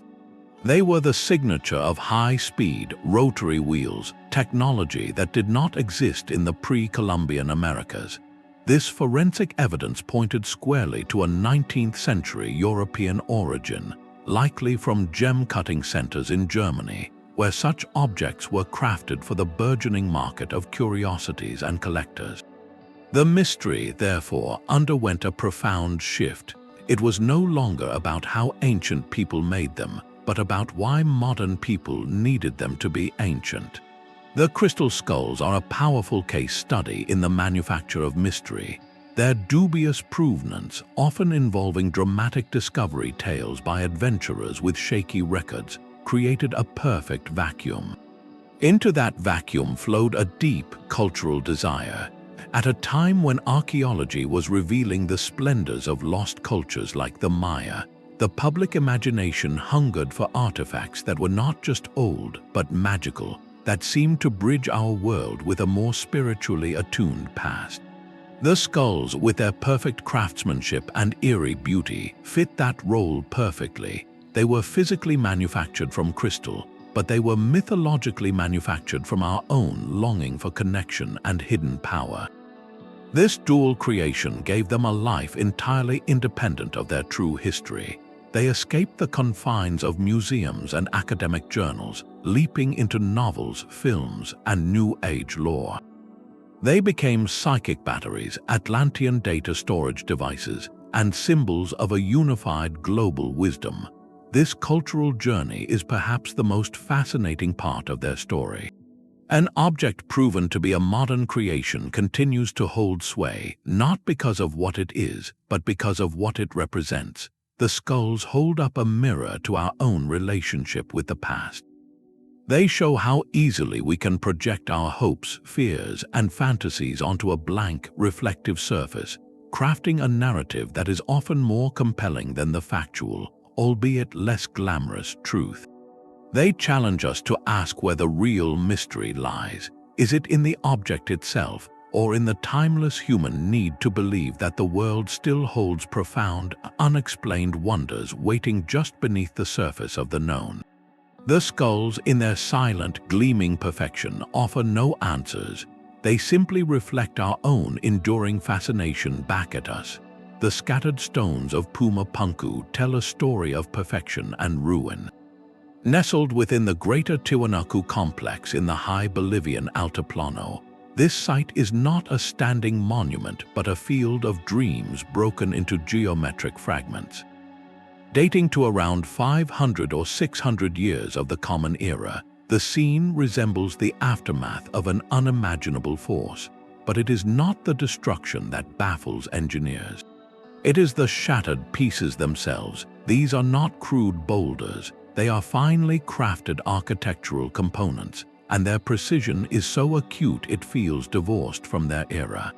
The most famous are the H-shaped blocks, massive stone forms with clean, razor-sharp edges that meet at perfect 90-degree angles. Their surfaces are adorned with intricate channels and recesses, cut with a consistency that suggests the use of templates or jigs. Some stones feature drilled holes of uniform diameter that run straight through inches of hard andesite, as if made by a modern masonry bit. Others have complex, interlocking grooves that look less like hand carving and more like the machined parts of a giant stone kit, designed to fit together with seamless, modular precision. The immediate, practical question is one of pure technique. The Tiwanaku culture is known to have used stone hammers, bronze tools, and possibly copper implements. With these materials, achieving such flawless, repetitive geometry across dozens of multi-ton blocks seems a superhuman task. How did they cut these stones so straight? How did they drill such perfect holes? Some researchers point to the possibility of using abrasive sand, water, and patient, guided sawing with cords or copper strips. Yet, the uniformity of the work, the exact repetition of complex shapes, pushes against the limits of what we believe possible with those methods alone. It suggests a level of technical knowledge in precise measurement and mass production that we simply do not attribute to Andean civilizations of that period. This leads to the deeper, more haunting layer of the mystery. Pumapunku was not meant to be a puzzle of loose parts. It was a grand architectural vision, likely a temple platform or ceremonial complex of profound importance. The stones were meant to interlock, forming walls, gateways, and terraces that would have been awe-inspiring in their geometric harmony. Then something happened. The site appears to have been struck by a cataclysmic event, perhaps a massive seismic upheaval or a sudden, catastrophic flood. The stones were not merely toppled. They were scattered, flung from their foundations with such violence that the grand design was obliterated, leaving only the cryptic components behind. This context transforms Pumapunku from an engineering question into a poignant historical echo. We are left with the fingerprints of master craftsmen, but not the finished sculpture. We see the evidence of a lofty vision, but only after it has been returned to its basic, perfect parts by a force of nature. The site feels like an ancient message in a bottle, but the bottle has been shattered, and we must try to read the meaning from the glass fragments alone. It challenges our linear view of technological progress, presenting a peak of stone-working skill that appears suddenly with few clear precursors and then vanishes just as completely. To walk among these stones is to feel a dual sense of awe and profound loss, witnessing a dialogue between human ingenuity and natural power where the ingenuity is evident only in the exquisite ruins it left behind. The stars have always been humanity's oldest map, but some cultures seem to have held charts to places we could not yet see. In the remote Bandiagara escarpment of Mali, the Dogon people have preserved a cosmology that places a tiny, heavy star at the heart of their spiritual tradition. They call this star Potolo, the seed of the universe, and describe it as the companion to the brightest star in our sky, Sirius. Their oral traditions, passed down through generations of priests, speak of this companion with startling specificity. They knew it orbits Sirius in an elliptical path over a 50-year cycle. They understood it was made of a material heavier than anything on Earth, calling it the smallest and heaviest of all stars. For centuries, this was part of their sacred narrative. The profound mystery erupted when Western astronomy, in the 19th century, finally confirmed the existence of Sirius B, a white dwarf star exactly matching the Dogon description.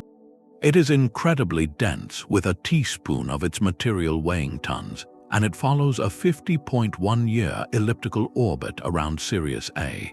The coincidence is staggering. How could a people without telescopes possess such precise knowledge of a star that is invisible to the naked eye? The debate that followed is a delicate tapestry of anthropology, astronomy, and colonial history. One explanation suggests the knowledge is genuinely ancient, a product of meticulous, long-term observation passed down through an unbroken oral tradition. Proponents of this view argue that the Dogon, or their ancestors, might have observed subtle gravitational effects on Sirius over centuries, inferring the presence of an unseen companion. This would represent a monumental achievement in indigenous science, a testament to the power of sustained cultural observation.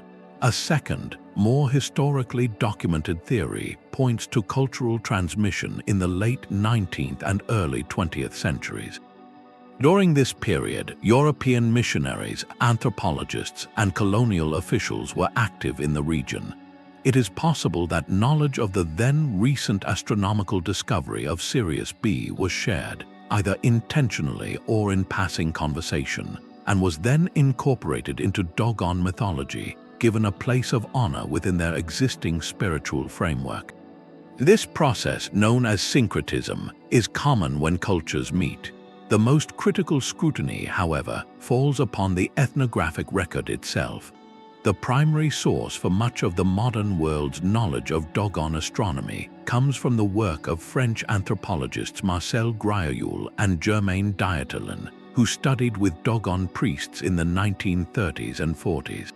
Some modern scholars have questioned the interpretation of their findings, suggesting that the astronomical details may have been presented to them in a more symbolic or mythological context, which the researchers then interpreted through a modern scientific lens.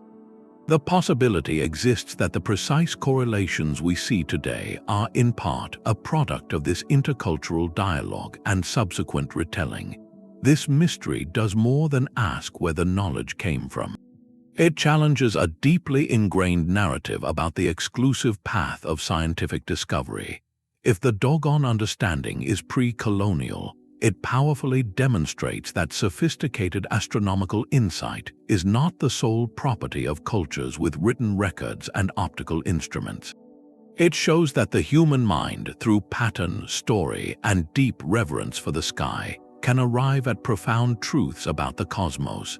Conversely, if the knowledge was incorporated through contact, it highlights the dynamic, adaptive nature of oral traditions, showing how they can absorb and reframe new information into their own meaningful systems. Either path leads to a respectful conclusion.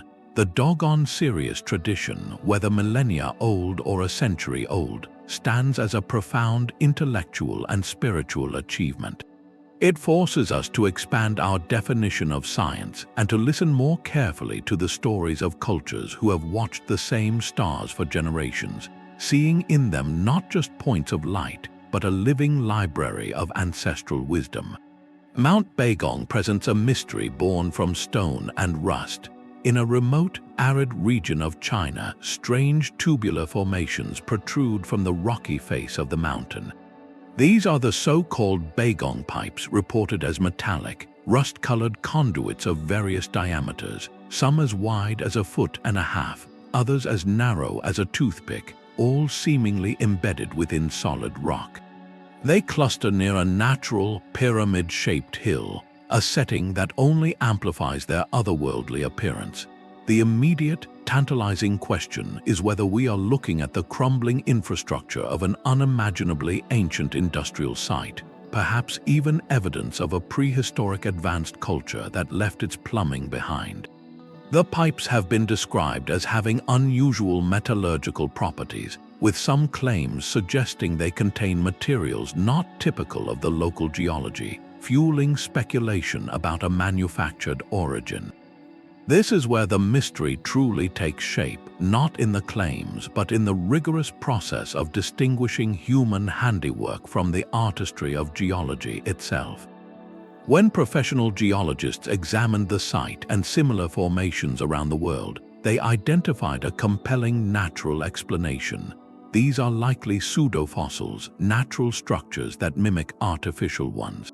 One strong candidate is the phenomenon of rhizoliths. These are fossilized remains of tree root systems. As ancient roots decayed in sandy sediment, the hollow spaces they left behind became filled with mineral-rich groundwater. Over immense periods, these minerals precipitated out, forming casts of the root channels in iron-rich compounds like limonite or goethite, which then rust over time, creating the perfect illusion of iron pipes. Another possibility involves fulgurites, tubes of fused sand and rock created by lightning strikes, though these are typically more glassy. The process is a masterpiece of geological alchemy, where organic forms are translated into stone and metal by the slow, patient chemistry of the earth. The debate over the Baigong Pipes highlights a fundamental tension in our exploration of the past. Our human brains are exquisitely tuned to seek patterns, especially those that look designed. When we encounter straight lines, right angles, or symmetrical tubes in nature, our first instinct is to see the work of another intelligence. This instinct is a double-edged sword. It drives discovery, leading us to investigate anomalies that could be genuine artifacts. Yet, it can also lead us to misinterpret the world's natural complexity, seeing lost technology in the fossilized echoes of a prehistoric forest. The story of these pipes underscores the critical importance of context and method. Extraordinary claims, like ancient metalwork in impossibly old rock, demand extraordinary evidence, and that evidence must be gathered through systematic, on-site analysis. It requires geologists to study the rock matrix, chemists to analyze the pipe material, and archaeologists to look for any associated cultural debris. Without this disciplined approach, we risk building grand narratives on foundations of sand and rust. Ultimately, the Baigong Pipes serve as a profound lesson in humility before the natural world. They remind us that our planet is a factory of wonders, capable of producing forms of breathtaking regularity and complexity without any human intervention. The real marvel may not be a lost civilization, but the sheer creative power of geological time, which can weave the ghosts of ancient roots into what looks like the skeleton of a forgotten machine. This encounter teaches us to appreciate the mystery of natural processes, recognizing that sometimes the most puzzling artifacts are not made by hands, but by the slow, silent forces of water, mineral, and deep time. A collection of stones can tell a story the land itself denies. In the arid Ica region of Peru, thousands of stones began surfacing in the 1960s, each one covered in intricate, darkly etched engravings. The scenes depicted are a jarring collage of the impossible. Humans, drawn in a simple, stylized manner, are shown in direct contact with creatures we would recognize as dinosaurs, some riding them like beasts of burden. Others illustrate what look like advanced medical procedures, including open-heart surgery and organ transplants. There are maps of lost continents and celestial charts showing unfamiliar constellations. If authentic, these Ica stones would be the most revolutionary archaeological find in history, rewriting the narrative of life on Earth. Their discoverer, a local farmer turned antiquities dealer named Basilio Ashuya, initially claimed they were ancient artifacts discovered in a secret cave. The stones captivated a global audience hungry for evidence of forbidden history. Then, in a dramatic turn, Ushuaia confessed. He admitted to creating the stones himself, using a dental drill and aging them with chicken droppings. The mystery, therefore, is not about their age. It is a far more revealing puzzle about us. Why did this modern creation, once exposed as a hoax, continue to hold such powerful sway in the popular imagination? The answer lies in the potent cocktail of imagery and desire. The engravings were not random. They tapped directly into specific, widespread alternative narratives. The human and dinosaur coexistence spoke to creationist and ancient astronaut theories that challenge evolutionary timelines. The medical scenes suggested a lost golden age of advanced science. These were not just pretty pictures, they were visual affirmations of deeply held, if fringe, beliefs. For people skeptical of mainstream science, the stones became tangible proof, something solid to hold in the hand, that the official story was wrong. The sheer volume of stones, thousands of them, created an illusion of corroboration. How could one man forge so many? The answer is simple. He did over many years, turning his craft into a lucrative cottage industry fueled by international buyers. This phenomenon highlights a profound challenge for archaeology. A spectacular claim, especially one wrapped in compelling physical artifacts, can spread through books, documentaries, and now the internet, far faster and wider than the nuanced, careful debunking that follows. The confession of the forger often gets a footnote, while the image of the stone endures. The Ica Stones are a masterclass in modern myth-making. They show how a hoax succeeds not through flawless execution, but through perfect alignment with pre-existing hopes and suspicions. They fulfilled a public desire for a past that is more dramatic, more mysterious, and more directly challenging to established authority than the one presented by academia. This is not about gullibility, but about a deep-seated human need for narratives that restore a sense of wonder and hidden truth to the world. The stones, in their silent, manufactured testimony, ask us to reflect on our own consumption of mysteries. Do we value the thrilling possibility more than the less sensational truth?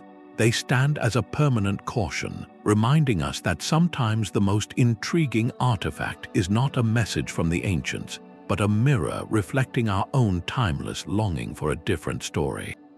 Scattered across the river deltas and jungle floors of southern Costa Rica, the spheres look like the abandoned toys of giants.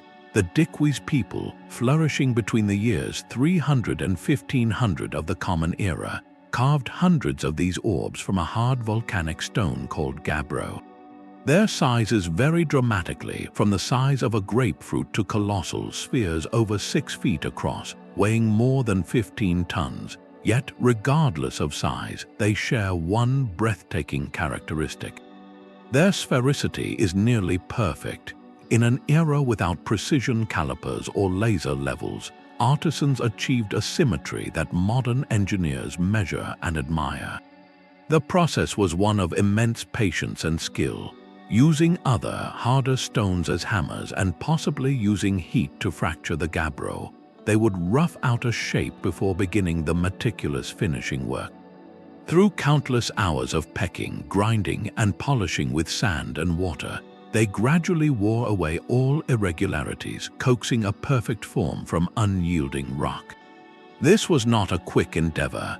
Creating a single large sphere could have represented a lifetime of dedicated work for an individual or a team, a profound investment of human energy into a form of pure geometry. The central, haunting question is not how they were made, but why. What compelled a society to devote such resources to creating objects with no obvious practical function? The spheres were not tools or weapons. They were something else entirely. Some were found arranged in lines or geometric patterns, often near the residences of important community figures, suggesting they served as markers of social status or clan identity. Other groupings, aligned with cardinal directions or specific astronomical events, hint at a possible use as celestial calendars or ritual markers, connecting the earthly community to the order of the heavens. Perhaps they were symbols of cosmic perfection, the round sun or the full moon made permanent on Earth, or representations of the world itself. Their meaning was likely multifaceted, woven into the social and spiritual fabric of Dikwi's life. The tragedy is that this fabric was violently torn. The Spanish conquest of the region in the 16th century led to the rapid collapse of the Dikwi's way of life. Their settlements were abandoned, their cultural memory fragmented. Later, as the jungle was cleared for banana plantations in the 20th century, many spheres were looted, rolled away, or dynamited by treasure hunters who believed they contained gold. This disturbance severed the spheres from their original contexts. We found the beautiful objects, but we lost the map that showed how they were arranged and related to each other and to the landscape. It is as if we discovered the words of a poem, but the page they were written on has been scattered to the wind, leaving us with individual terms of beauty, but no grasp of the syntax that gave them collective meaning. Today, the spheres stand as a unique and poignant legacy. They are a testament to a culture that valued abstract perfection, that saw in a simple, flawless shape a worthiness that demanded generations of effort. They challenge our modern, utilitarian mindset, asking us to consider what we would spend a lifetime creating if the only reward was the creation itself and the meaning it held for our community. These silent stone orbs, scattered and misunderstood, are a powerful reminder that some of humanity's greatest artistic achievements were not meant for us. They were conversations in stone between a people and their universe, and we have arrived only in time to hear the echo, long after the voices have fallen silent. The ocean floor guards the foundations of a sacred story. Off the sun-baked coast of Gujarat in western India, the Arabian Sea washes over a submerged landscape of stone. Here, underwater archaeologists have mapped the remains of a once great settlement. Massive stone blocks, some weighing hundreds of tons, lie scattered across the seabed. They form the outlines of fortifications and the bases of pillars. Among them, divers have recovered anchors, pottery, and other artifacts that whisper of a bustling, ancient port. Radiocarbon dating places this sunken city at around 3,500 years old, a thriving hub during the height of the Indus Valley civilization's later phases. This discovery alone would be significant, but its location and its age ignite a far deeper resonance. For this is modern Dwarka, and the ruins beneath the waves bear the same name as a city of legend. According to the sacred Hindu texts, the Mahabharata and the Puranas, the original Dwarka was no ordinary metropolis. It was the celestial kingdom built by the divine hero Lord Krishna, a city of unparalleled splendor constructed on land reclaimed from the sea. Descriptions speak of magnificent palaces, broad roads, and bustling harbors filled with ships from distant lands. The narrative reaches a poignant, cataclysmic end. Upon Krishna's departure from the earthly realm, the scriptures say the glorious city was reclaimed by the ocean, sinking beneath the waves in a single day as the era of the gods drew to a close. For millennia, this was understood as powerful mythology, a metaphorical end to a golden age. The stones on the seabed, however, pose a quiet, profound question. Could this be the historical kernel around which the pearl of myth formed? The investigation becomes a delicate dance between archaeology and cultural memory. The central mystery is not about proving the literal truth of divine intervention, but about seeking the factual foundations of a narrative held sacred for generations. Was there a powerful, prosperous port city here, perhaps a major center of the late Harappan culture or a successor kingdom, that met a sudden and traumatic end? Geological evidence shows that sea levels have risen significantly over the past several thousand years, and the region is prone to seismic activity. A combination of gradual subsidence and a sudden, catastrophic event like an earthquake-induced tsunami could have doomed a coastal city, submerging it within a human lifetime. Such an event would have been seared into collective memory, becoming the defining story of the city's fate. Over centuries, the story of a great king and a beautiful city lost to the sea could have evolved, intertwining with the growing spiritual devotion to Krishna, transforming a historical disaster into a theological event of cosmic significance. This process is not about fabrication, but about meaning-making. Human cultures have always processed profound trauma and loss through story, elevating historical events into the realm of myth to explain their significance and ensure they are never forgotten. The search for Dwarka exemplifies this beautiful, complex intersection. Archaeologists work with sonar and dredges, meticulously dating stones and mapping layouts. Historians and scholars of religion examine the texts, comparing the poetic descriptions of gates and harbors with the grid-like structures on the ocean floor. Each anchor raised, each pottery shard analyzed, is a potential point of connection between a physical past and a living spiritual tradition. The sunken city, therefore, guards a dual secret. One is archaeological. What was the true name and full history of this port? How did its people live? And what precise sequence of natural events led to its drowning? The other is deeply human. How does a culture preserve the memory of a foundational loss, weaving it into its identity and faith across hundreds of generations? The stones of Dwarka lie in the liminal space between land and sea, just as its story exists in the space between verifiable history and enduring belief. They remind us that some of the most powerful mysteries are not puzzles to be solved with a single answer, but conversations to be continued, a dialogue between the silt-covered ruins below and the unwavering devotion above, between what the waves have taken and what the human heart has steadfastly remembered. A flat stone disc, no larger than a dinner plate, holds a miniature encyclopedia of life.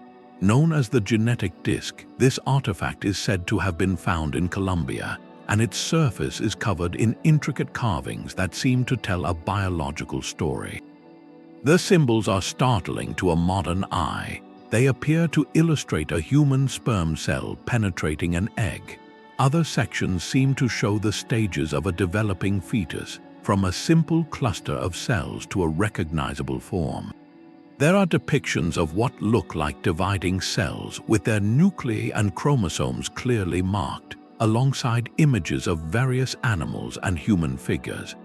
If authentic and pre-Columbian, this object would suggest a knowledge of microscopic biological processes that predates the invention of the microscope by centuries, if not millennia. It would be a silent, stone-bound testament to a science we never knew existed. The immediate, powerful question it poses is not about biology, but about history itself. How could such detailed understanding have been carved in stone in an era before such concepts were formally discovered? The allure is magnetic, pointing toward a narrative of lost wisdom or even contact with a more advanced culture. This is where the mystery pivots from the carvings themselves to the story surrounding the object. The genetic disc exists almost entirely within a shadowy realm of private collections and alternative media. It lacks what archaeologists call provenance, a clear, documented chain of custody from its point of discovery to the present day. There are no excavation records, no photographs of it in situ, and no peer-reviewed scientific papers analyzing its mineral composition or tool marks in a reputable journal. Its journey into public awareness is traced through popular books and television documentaries that operate outside the rigorous channels of academic scrutiny. This absence of context is not a minor detail, it is the entire case. In archaeology, an object without provenance is an object without a history. It is a story without a source, making it impossible to distinguish between a genuine artifact and a clever, modern creation. The disc, therefore, becomes a Rorschach test. What you see in it depends largely on what you hope to find. For those skeptical of mainstream historical narratives, it is compelling evidence of a suppressed past. For trained archaeologists, it is an unverified curiosity, an example of why the discipline relies so heavily on methodical excavation and verification. This tension places the genetic disk at the heart of a much larger conversation about how we validate knowledge of the ancient world. It represents a whole category of contested objects that circulate in the fertile space between discovery and dogma. These artifacts often share similar traits. They emerge from vague locations, are held by private owners, and are presented with extraordinary claims that challenge established timelines. They bypass the slow, often tedious process of peer review, where other experts can examine the evidence, attempt to replicate findings, and debate interpretations. Instead, they are delivered directly to a public audience through compelling narratives, offering a shortcut to wonder that can feel more satisfying than the cautious, incremental pace of academic consensus. The disk's true lesson is not about ancient biology, but about our own relationship with evidence. It highlights the critical difference between an intriguing possibility and a substantiated fact. The human desire to believe our ancestors knew more than we think is a powerful and understandable impulse. It makes the past feel grander and more connected to our own scientific age. Yet, this very desire can make us vulnerable to accepting stories that feel true emotionally before they are proven factually. The carvings on the genetic disk are undeniably fascinating.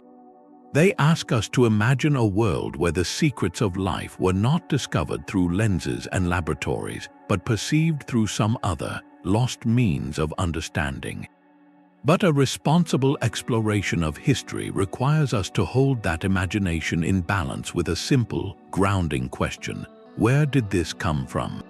Until a convincing answer, backed by transparent evidence and scholarly review, can be provided, the disk remains a beautiful and enigmatic hypothesis carved in stone.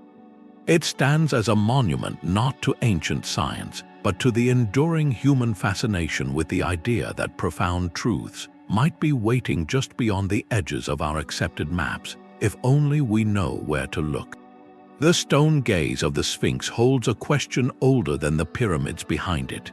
This iconic monument, with the body of a lion and the head of a pharaoh, has long been dated to the reign of Khafre around 2,500 years before the Common Era, a guardian carved for his nearby pyramid complex.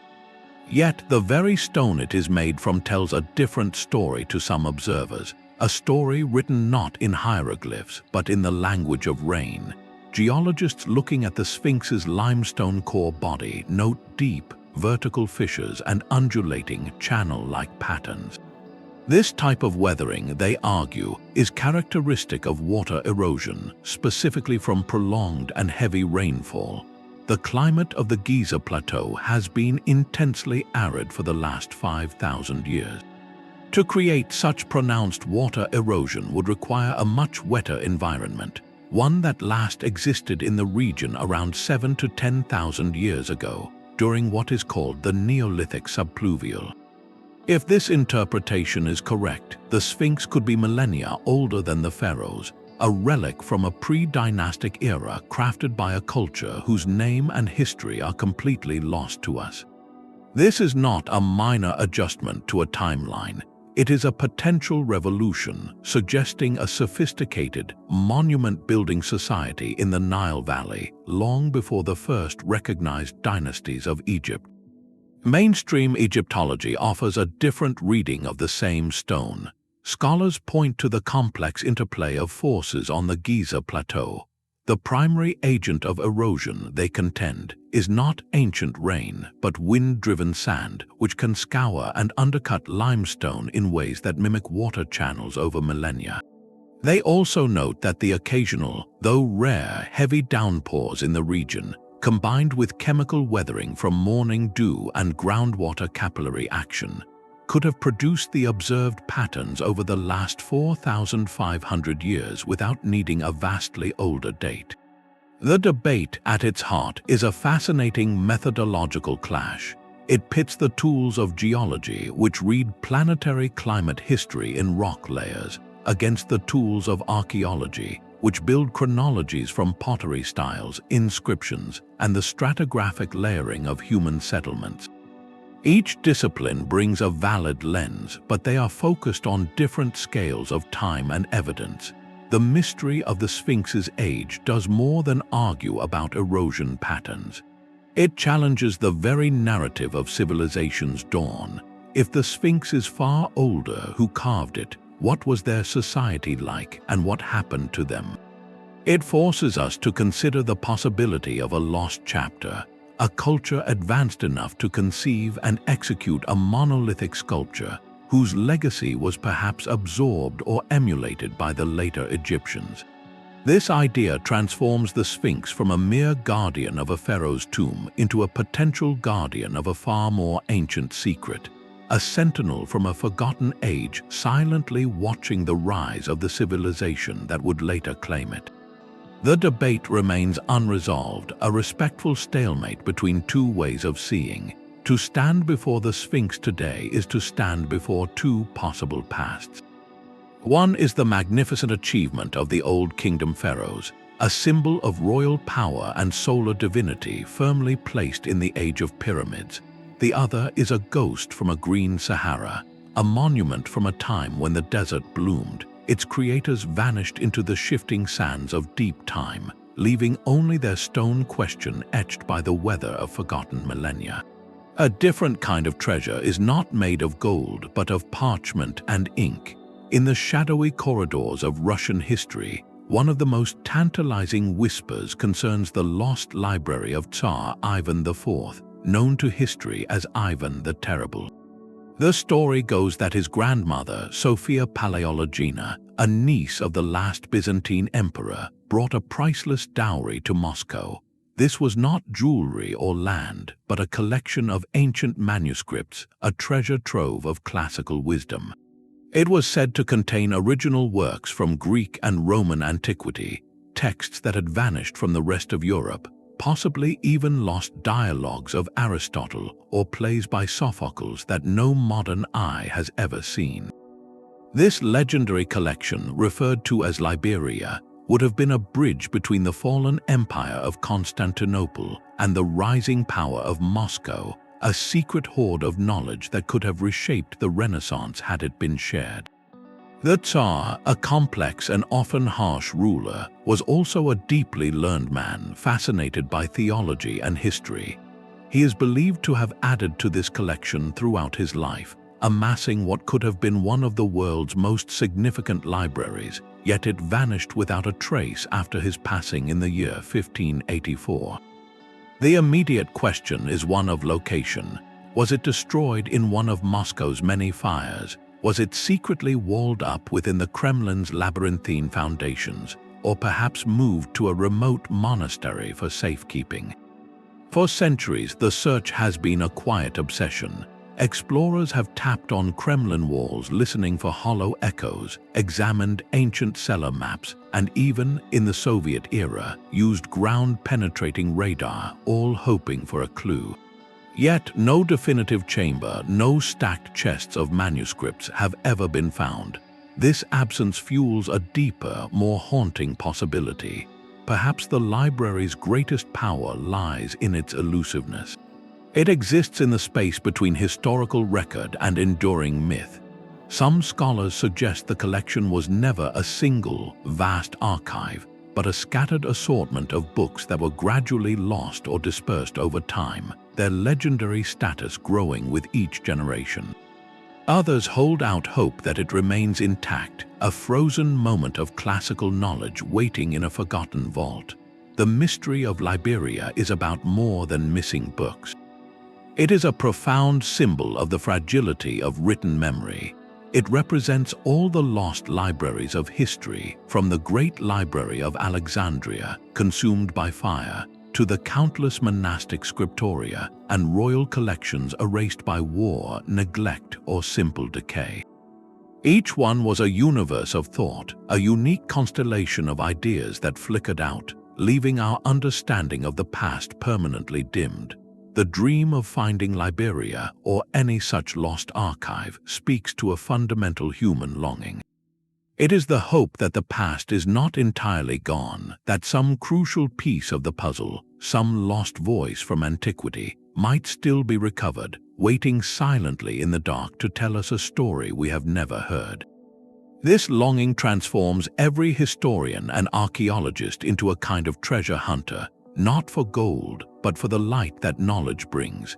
The Lost Library asks us to consider what we ourselves are preserving, and what fragile threads of our own era's wisdom might one day slip through time's fingers, becoming the next generation's tantalizing, unconfirmed legend. The limestone plains of Malta are etched with a ghostly network of tracks. Known as the cart ruts, these are pairs of parallel channels, worn inches deep into the bedrock, crisscrossing the islands in a bewildering, ancient web. They date to Malta's Bronze Age, a period following the Grand Temple builders, yet their creators left no written language to explain their handiwork. The grooves look exactly like what the name suggests, the worn paths left by wooden wheels or sledges carrying heavy loads over centuries. This practical explanation feels intuitive. Perhaps they were used to transport soil, water, or the island's famous Globigerina limestone blocks from quarries to building sites. The sheer repetition needed to carve stone so deeply implies a constant, grinding routine of daily labor, the very soundtrack of a working society fossilized in rock. But a closer look at the ruts' journeys complicates this simple story. The network is astonishingly extensive, with some tracks running for hundreds of feet in perfectly parallel lines. Yet they often lead to puzzling destinations. Some pairs converge and then diverge like railway switches at a station. Others run straight off the edges of sheer cliffs, plunging toward the modern shoreline far below. Many continue right into the Mediterranean Sea, vanishing beneath the waves, a path that would have been on dry land when sea levels were lower millennia ago. This pattern defies a purely logistical purpose. You do not build a durable transportation route that intentionally ends at a precipice or leads into the water. This strangeness opens the door to other interpretations. Could the ruts have served a ritual function, forming processional pathways for ceremonial walks that held symbolic rather than practical meaning? Perhaps they were part of an ancient agricultural system, channels designed to control the flow of precious rainwater in a dry landscape, guiding it to specific plots of land. The true mystery lies in their silent ubiquity. They are not isolated to a single sacred site, but are woven into the entire topography, suggesting they were integral to the islanders' interaction with their world. This transforms them from a mere engineering question into a profound cultural imprint. They represent a sustained, generational effort to mark the land, but the message of that mark is lost. Were they the Bronze Age equivalent of country lanes, mapping the daily commutes between homes, fields, and quarries? Or were they the physical expression of a belief system, a labyrinth of sacred paths walked during seasonal festivals to honor deities of the earth and sea? Without context, every theory feels both possible and incomplete.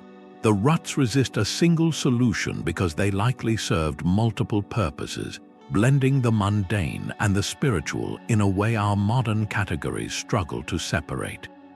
They are a humble yet deeply enigmatic signature.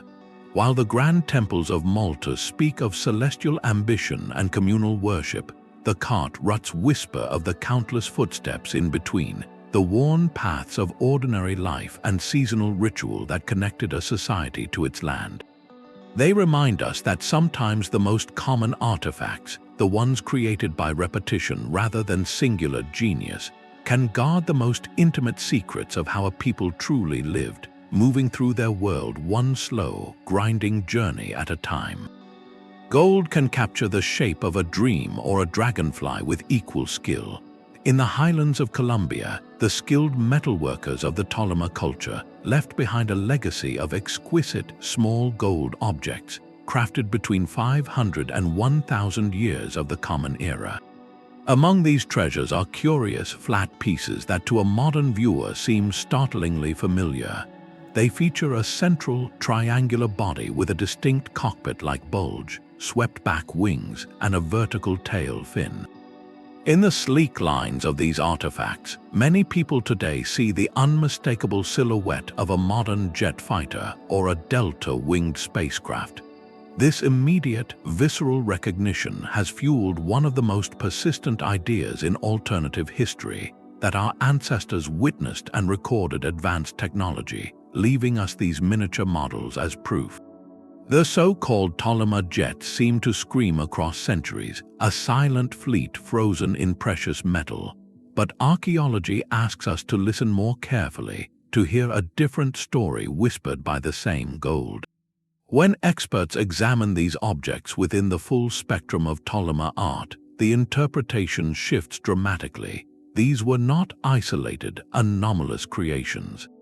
They fit seamlessly into a rich artistic tradition obsessed with the natural world.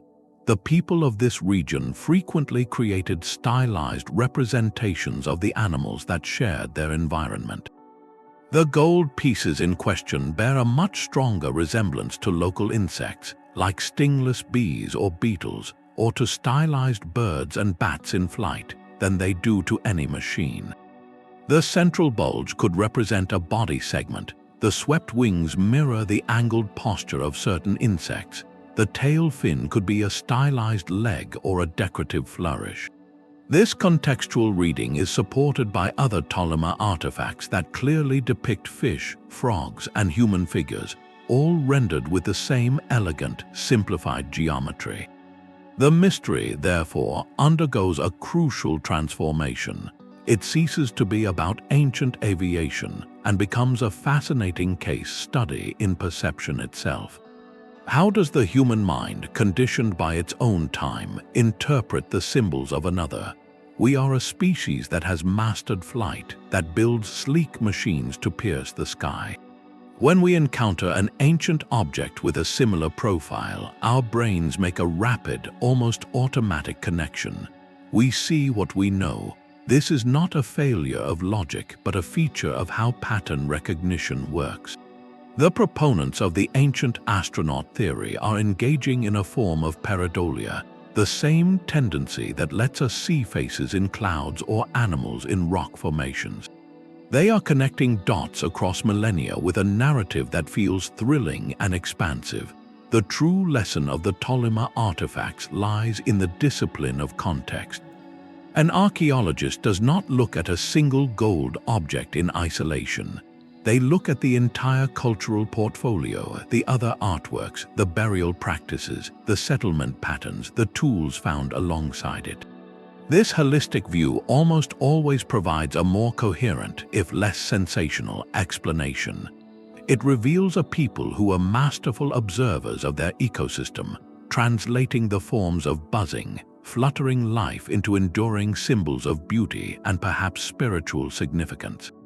The gold was not a blueprint, it was a poem about the world they actually inhabited. This does not diminish the wonder of these objects. In fact, it deepens it.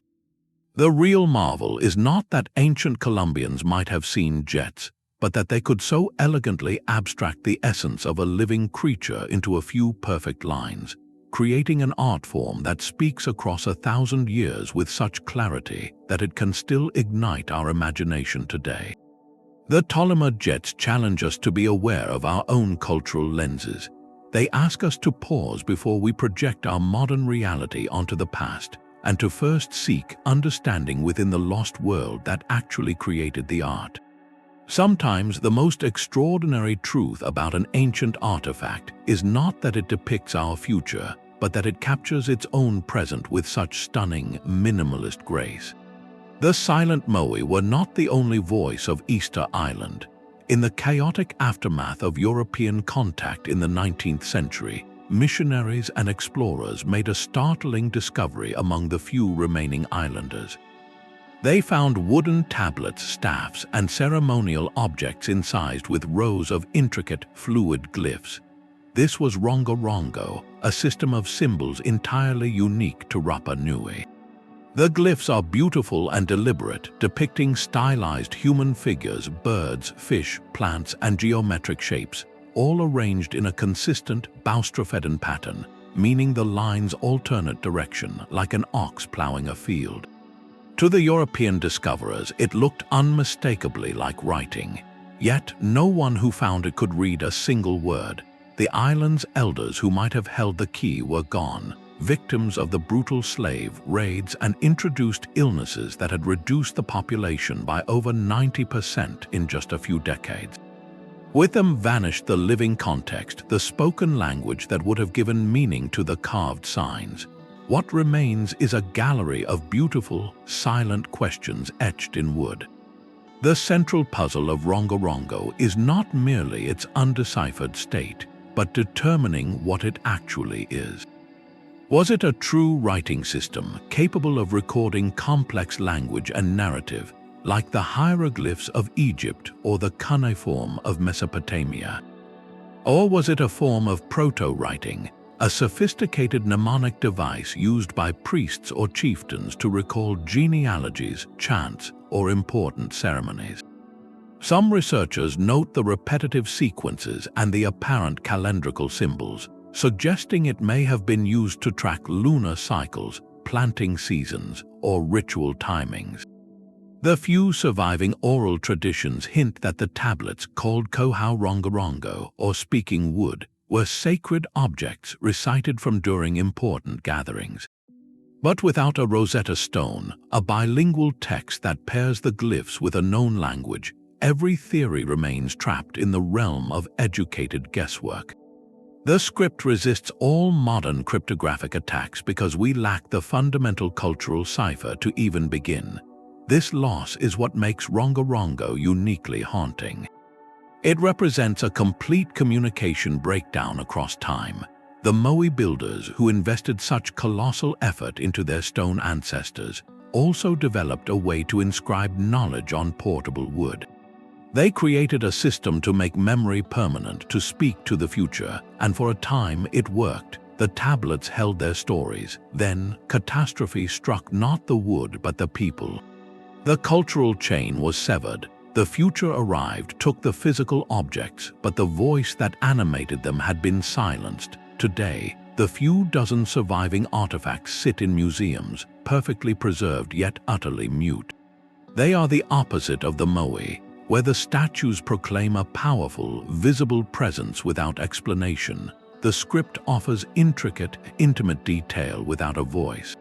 Together, they embody the tragedy and the grandeur of Rapa Nui, a culture that expressed itself monumentally in stone and delicately in glyph, only to have the meaning of both become separated from their forms. Rongorongo stands as one of history's most poignant warnings. It is a stark symbol of how fragile the thread of knowledge truly is.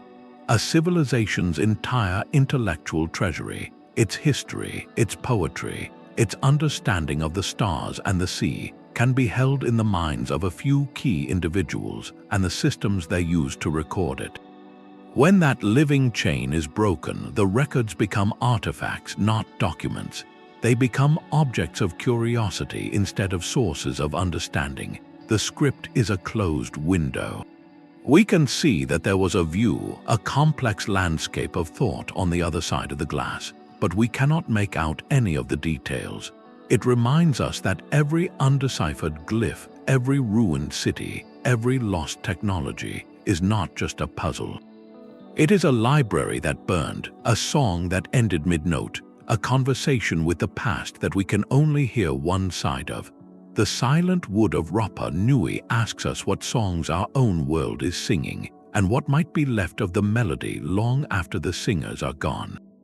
Gravity seems to have forgotten a single pillar in southern India. Within the cool, shadowed halls of the 16th century Virabhadra temple at Lepakshi, 70 stone pillars support the weight of history and carved mythology. But one of them, standing in a corner, holds a secret in the narrow gap beneath its base. It does not fully rest upon the temple floor. A thin sliver of space exists, enough for a piece of cloth or a sheet of paper to pass freely underneath, as if the massive column is perpetually hovering, defying the very force that anchors all the others. This is the hanging pillar of Lepakshi, a silent masterpiece of balance that has captivated visitors and baffled engineers for centuries. The immediate, practical question is one of physics. How could the Vijayanagara architects of the 1500s achieve such a delicate equilibrium with the tools and materials of their time? The likely answer is a brilliant feat of design rather than magic. The pillar is not truly floating. It is believed to be a cleverly engineered cantilever, where the immense weight of the pillar and the ceiling section it supports is distributed through its own structure and the surrounding architectural framework, transferring the load to neighboring columns and the temple walls. A slight, intentional imperfection during construction, or a minute settling of the foundation over centuries, may have created that tantalizing gap, turning a structural marvel into a visible wonder. Yet, it is the local legend that breathes life into the stone. The story goes that during the British colonial era, engineers, fascinated by the pillar's apparent defiance of gravity, attempted to move it to uncover its secret. In doing so, they accidentally dislodged it from its perfect balance. According to the tale, the pillar shifted slightly, creating the visible gap we see today, and the secret of its original, flawless suspension was forever lost. Whether this event happened or not, the narrative is powerful. It frames the pillar not just as an object, but as a guardian of lost knowledge, a testament to a skill so advanced that even later technicians with modern curiosity could not grasp it without causing its delicate state to change. The pillar's mystery extends beyond balance. The hall it stands in is also renowned for its extraordinary acoustics, where a sound made at one pillar can be heard clearly at another across the room, suggesting the architects understood the relationship between structural harmonics and sound waves. This combination of precise weight distribution and acoustic design points to a holistic, sophisticated school of engineering, where a temple was not merely built but tuned like a grand stone instrument. The hanging pillar, therefore, stands as a humble but profound symbol. It represents the pinnacle of practical, applied knowledge in the Vijayanagara Empire, a civilization celebrated for its art and architecture. It reminds us that ancient ingenuity often expressed itself not in colossal, earth-shaking monuments, but in quiet, perfect details, in the mastery of forces so complete that it could make stone seem to forget its own weight. It is a permanent whisper from the architects, a challenge carved in granite that asks us to appreciate not just the grandeur of their vision, but the exquisite precision of their touch.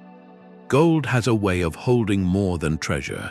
It can hold a promise, a law, and a mystery that has outlasted empires. The Ark of the Covenant, as described in the Hebrew Bible, was not merely a chest. It was a vessel of profound presence, a physical throne for the divine, constructed from acacia wood and overlaid inside and out with pure gold. Within it rested the stone tablets inscribed with the 10 Commandments, the foundational covenant between a people and their God. For centuries, it resided in the inner sanctum of the temple in Jerusalem, the most sacred point in the ancient world. Then, in the year 586 before the Common Era, the Babylonian army swept through the city. The temple was razed to the ground, its treasures looted, and its people exiled. The Ark of the Covenant vanished from the historical record, leaving behind a silence that has echoed for more than 2.5 millennia. What happened to it in that moment of smoke and ruin? This is a mystery that lives at the crossroads of faith, history, and relentless human curiosity. The simplest explanation is also the most final. It could have been melted down for its gold by the Babylonian conquerors, its sacred materials reduced to bullion, its form lost forever to the fires of war. Yet, its complete absence from the detailed lists of plunder taken by the Babylonians, lists that meticulously catalogue other temple treasures, has fueled a powerful alternative belief. Perhaps it was saved. One enduring theory suggests that pious priests, foreseeing the catastrophe, secretly removed the ark and hid it in a chamber deep beneath the Temple Mount itself, where it remains to this day, waiting in the dark heart of Jerusalem. This idea has inspired countless speculative searches, though modern archaeological investigation in such a sensitive location is virtually impossible. A different, deeply held tradition points far to the south. The Ethiopian Orthodox Church maintains that the Ark was brought to their land long before the Babylonian destruction by Menelik I, the legendary son of King Solomon and the Queen of Sheba. They believe it resides now within the chapel of the tablet in Axum, guarded by a single monk who dedicates his entire life to its protection, a lineage of guardians stretching back for generations. To the faithful there, it is not a mystery but a living reality, though it is never shown to the outside world. Other legends scatter its possible path across the globe, from the hills of Ireland to the deserts of Arabia, each story reflecting the hopes of a different culture to be connected to this ultimate relic. The power of this mystery lies in what the Ark represents. It is the archetype of the lost sacred object. For believers, its recovery would be the most tangible possible link to a foundational moment of their faith, a physical anchor for a spiritual truth. For historians and archaeologists, it represents a potentially staggering discovery, an artifact that could reshape our understanding of Iron Age religion and artistry. For adventurers and storytellers, it is the ultimate quest, a prize wrapped in divine sanction and historical enigma. This blend of motives is why the search never truly ends. It inspires not just academic papers, but grand expeditions and blockbuster films, because it speaks to a universal longing. We seek a touchstone, something solid and real that can connect us to the intangible realms of belief and ancient story. Whether the Ark awaits discovery in a hidden chamber, rests in a guarded chapel, or was lost to time long ago, its enduring mystery serves a profound purpose. It keeps the question alive. It reminds us that some of history's most powerful forces are not just armies and empires, but ideas made manifest, objects believed to hold a whisper of the divine. Their absence can sometimes shape faith and curiosity more powerfully than their presence ever could. The silent space where the Ark once stood continues to draw our gaze, not because we know what is there, but because we cannot stop wondering what might be. Our oceans hold more secrets than all our museums combined. In the year 2011, a team of Swedish treasure hunters were scanning the floor of the Baltic Sea with side-scan sonar, searching for sunken shipwrecks. What appeared on their screen was no wreck. It was a perfect circular object, roughly 60 meters across, resting on the seabed nearly 300 feet below the surface. The sonar image was startlingly crisp, showing a distinct disc-like shape with a long, straight tail trailing behind it, and a smaller, circular protrusion on its top.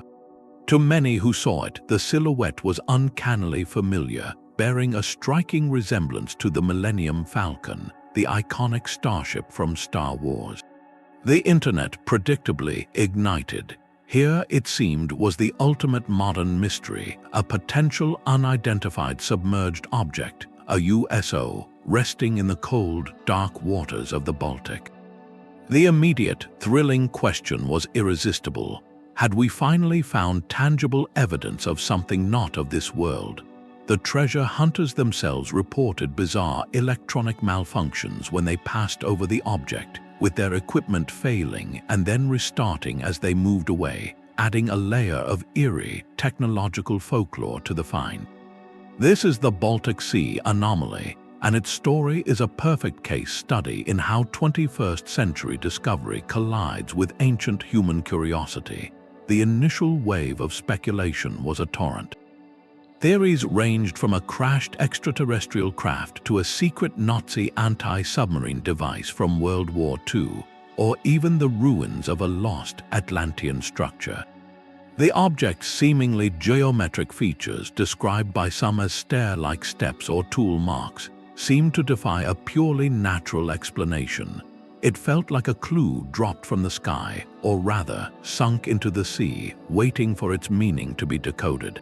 Yet, mystery demands more than a compelling image. It demands investigation, and that is where the story of the anomaly becomes a lesson in the practical, often frustrating, limits of deep-sea exploration.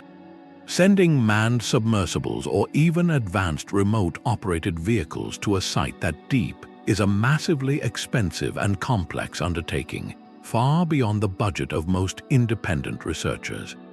The few organized expeditions that have reached the site have returned with more questions than answers.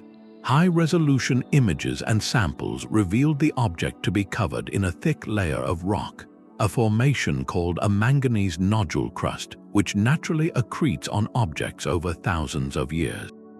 Geologists who examined the data presented a far more mundane but scientifically robust explanation. The anomaly, they argued, is almost certainly a glacial deposit. During the last ice age, massive glaciers scraped across the Scandinavian bedrock. They could have carried and then dropped a large, dense piece of granite or basalt. As the glacier melted, the stone settled onto the seafloor. The peculiar shape and the trailing ridge could be the result of natural glacial dragging and subsequent seabed current erosion over millennia. The reported tool marks could be simple glacial striations or the fracturing patterns of the rock itself. The electronic interference reported by the discoverers could be attributed to natural magnetic variations in the rock, or simply coincidental equipment glitches in a challenging marine environment. This scientific consensus, however, has not closed the case in the public mind. The anomaly persists as a powerful symbol of a very modern phenomenon. In an age where we can map the ocean floor from space and scan ancient tombs with lasers, we are constantly generating new, high-definition images of our world. These images often contain strange, pixelated shapes that our pattern-seeking brains immediately try to categorize. An oddly symmetrical hill becomes a pyramid. A shadow on Mars becomes a face, and a sonar return from the Baltic becomes a starship. The mystery thrives in the gap between discovery and definitive proof, a gap that is often too expensive or logistically daunting to bridge. The Baltic Sea Anomaly, therefore, is not really about a sunken UFO. It is about the process of inquiry itself. It shows science in action, not as a body of settled facts, but as a dynamic conversation. An intriguing observation is made, extraordinary claims emerge. The scientific method responds with alternative, natural hypotheses based on known geological processes. The debate plays out in media headlines and online forums, a vibrant, if sometimes chaotic, public engagement with a question about our world. This object, whether a glacial stone or something else, has performed a valuable service. It reminds us that our planet is still full of legitimate wonders we do not fully understand, and that the most responsible path to understanding is not to jump to the most spectacular conclusion, but to patiently, and with great effort, pursue the evidence wherever it leads, even if that path ends at the doorstep of a perfectly ordinary, yet perfectly fascinating, ancient rock. A slab of sandstone holds a silent conversation across 3,000 years. In a quiet suburb west of Glasgow, Scotland, the Cochno Stone was revealed once more in 2015, after spending half a century deliberately buried beneath the earth for its own protection. When archaeologists carefully peeled back the turf, they uncovered not a simple marker but a sprawling canvas. This massive rock surface, dating to the Bronze Age, is a dense tapestry of ancient art. Etched across its face are dozens of deep, circular cups, many surrounded by concentric rings that ripple outward like waves from a dropped stone. Spirals coil with hypnotic precision. Lines connect some symbols while others stand in isolated, mysterious clusters. This is not random graffiti. It is a deliberate, complex composition, a message from a distant mind rendered in the enduring language of stone. The Cochno Stone is a premier example of a phenomenon found all along the Atlantic coasts of Europe, from Scotland to Portugal. Archaeologists call them cup and ring marks, and they appear by the thousands on outcrops and standing stones. They are a shared artistic vocabulary across a vast geography, yet we have lost the dictionary. What do these symbols say? The most immediate theories are practical. Could they be maps? The cups might represent settlements or significant landmarks, with the connecting lines charting trade routes or territorial boundaries across a landscape known only to the makers. Others see an astronomical purpose. The patterns might chart the movements of the sun and moon, with the rings marking solstice alignments or lunar cycles, turning the rock into a permanent calendar under the open sky. Yet, the sheer aesthetic beauty of the designs argues for something more. The spirals, in particular, feel deeply symbolic. In cultures worldwide, the spiral is a powerful motif representing journey, growth, and cyclical time, the path inward to the self or outward to the cosmos. Perhaps these marks were part of ritual practices, where the act of carving itself was a form of meditation or prayer, a way to physically connect with the spiritual world by leaving a permanent sign of that encounter on the bones of the earth. The profound mystery here is not a lack of ideas, but an overabundance of plausible ones. Each interpretation feels possible, yet none feels definitive. This is because we are separated from the creators by a chasm not just of years but of consciousness. We see the symbols, but we cannot hear the stories, myths, or instructions that gave them life. We are admiring the elegant syntax of a visual language, but we have forgotten its grammar and all the poetry it was used to write. The Cochno Stone's modern story adds a poignant layer. It was buried in 1965 to save it from vandalism and the wear of unchecked public feet, a protective act that speaks to our own era's recognition of its value, even in the face of our ignorance. Its recent re-emergence, thanks to modern archaeological techniques and community care, symbolizes a renewed effort to listen. Using three-dimensional laser scanning, researchers can now study the marks in microscopic detail, revealing sequences of carving and tool strokes invisible to the naked eye, hoping to find a Rosetta Stone hidden in the sequence of the chisel's touch. Ultimately, this stone slab challenges a modern assumption. We often think of ancient art as either purely decorative or strictly functional. The Cochno Stone suggests a third, more profound category. It may represent a time when art, science, spirituality, and community identity were not separate disciplines, but threads in a single, integrated understanding of the world. To carve these symbols was to participate in that understanding, to make one's mark on a reality where the physical and metaphysical were intertwined. The stone does not whisper its secrets easily. It simply lies there, a monument to the universal human impulse to make a mark, to say, "I was here, I saw this, this has meaning." Its enduring power lies in that silent declaration, inviting us not just to solve a puzzle, but to sit with the humble awe of not knowing, and to respect the sophisticated minds that, thousands of years ago, found deep meaning in the simple, resonant act of carving a cup and a ring into solid rock. Sometimes a scientific error can birth a legend more enduring than the fact that corrected it. In the 1860s, the strange distribution of lemur fossils posed a genuine puzzle for naturalists. Primitive primates were found in Madagascar and India, but not in the intervening lands of Africa or the Middle East. To explain this, zoologist Philip Sclater proposed a bold, logical idea. He suggested a vast, now submerged landmass must have once bridged the Indian Ocean, connecting these regions. He named this hypothetical continent Lemuria, after the creatures it seemed designed to explain.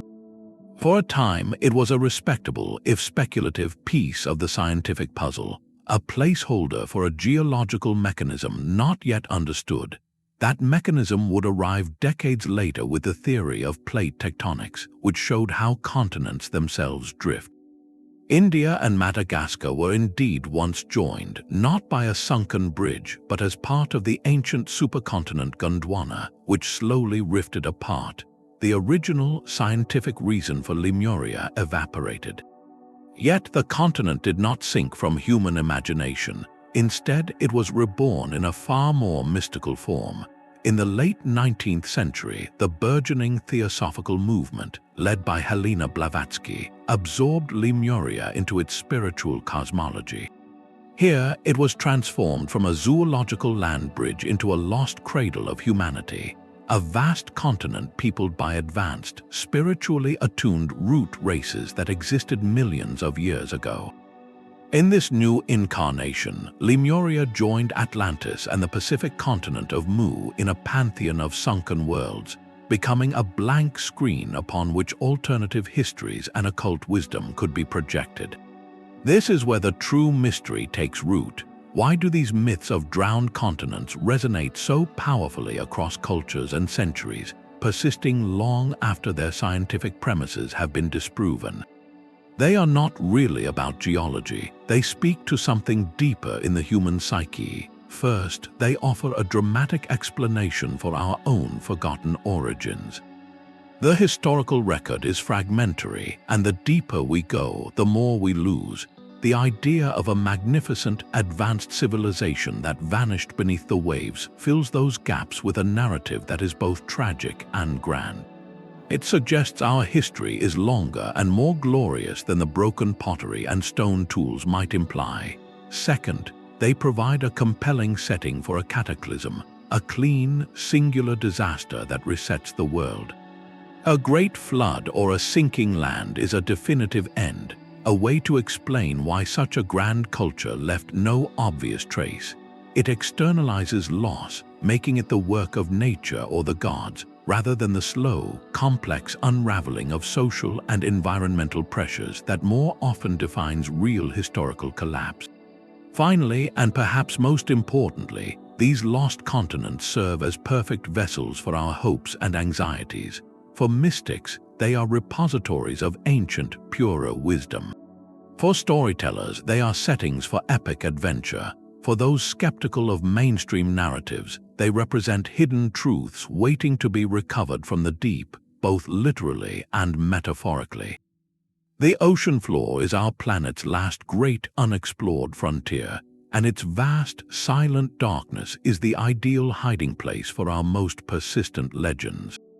We know more about the surface of Mars than we do about our own abyssal plains, so the possibility feels alive. Could something be down there? The enduring power of Lemuria, Atlantis, and Mu lies in this potent combination. They are stories about memory itself, about what we fear we have forgotten and what we hope we might still find. They remind us that our maps of the past are always works in progress, with entire chapters potentially missing, not in dusty libraries, but under miles of relentless blue water. These myths are less about continents that sank, and more about the parts of our own story that feel submerged, waiting for a light to shine down into the deep and reveal a shape we almost remember. The forest canopy of northeastern India hides a collection of stone vessels that echo a mystery from across the mountains. Scattered across several sites in Assam, hundreds of giant sandstone jars stand in silent clusters, some plain and others ornately carved with human figures and geometric patterns. They are cousins to the famous jars of Laos, yet they tell their own distinct story.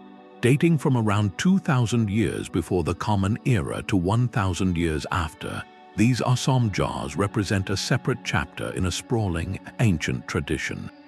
Their very existence in this remote, dense jungle raises a profound question. Why did cultures separated by vast distances and formidable terrain all feel compelled to create these monumental, hollow forms? The jars in Assam vary dramatically. Some are simple cylinders, rough-hewn and functional. Others are elaborate works of art, adorned with carvings that suggest a deep symbolic language. Their sizes range from large pots to colossal containers over 10 feet tall, requiring immense effort to carve from solid rock and transport to their final resting places. This diversity hints that they were not made by a single, brief effort. but by a sustained cultural practice that evolved over centuries, perhaps millennia. The leading theory, supported by finds of human bone fragments and ash in similar jars elsewhere, points toward mortuary practices. They may have served as vessels for the departed, holding physical remains for sky burial or acting as permanent memorials for cremated ashes.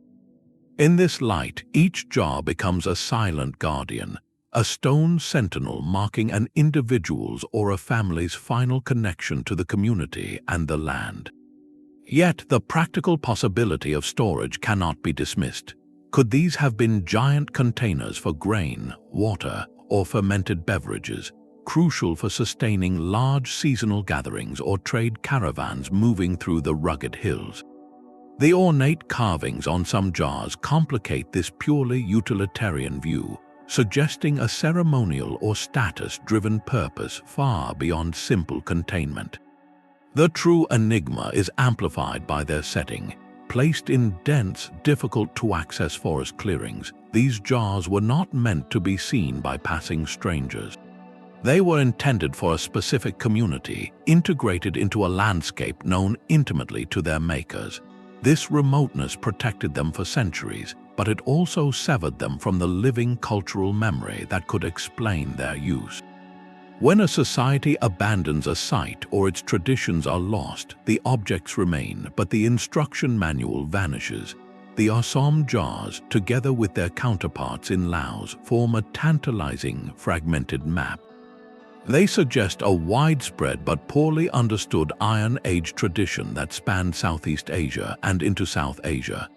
This was not a single empire issuing decrees, but likely a shared idea, a cultural concept that traveled along ancient trade routes or sprang up independently in response to similar spiritual or practical needs.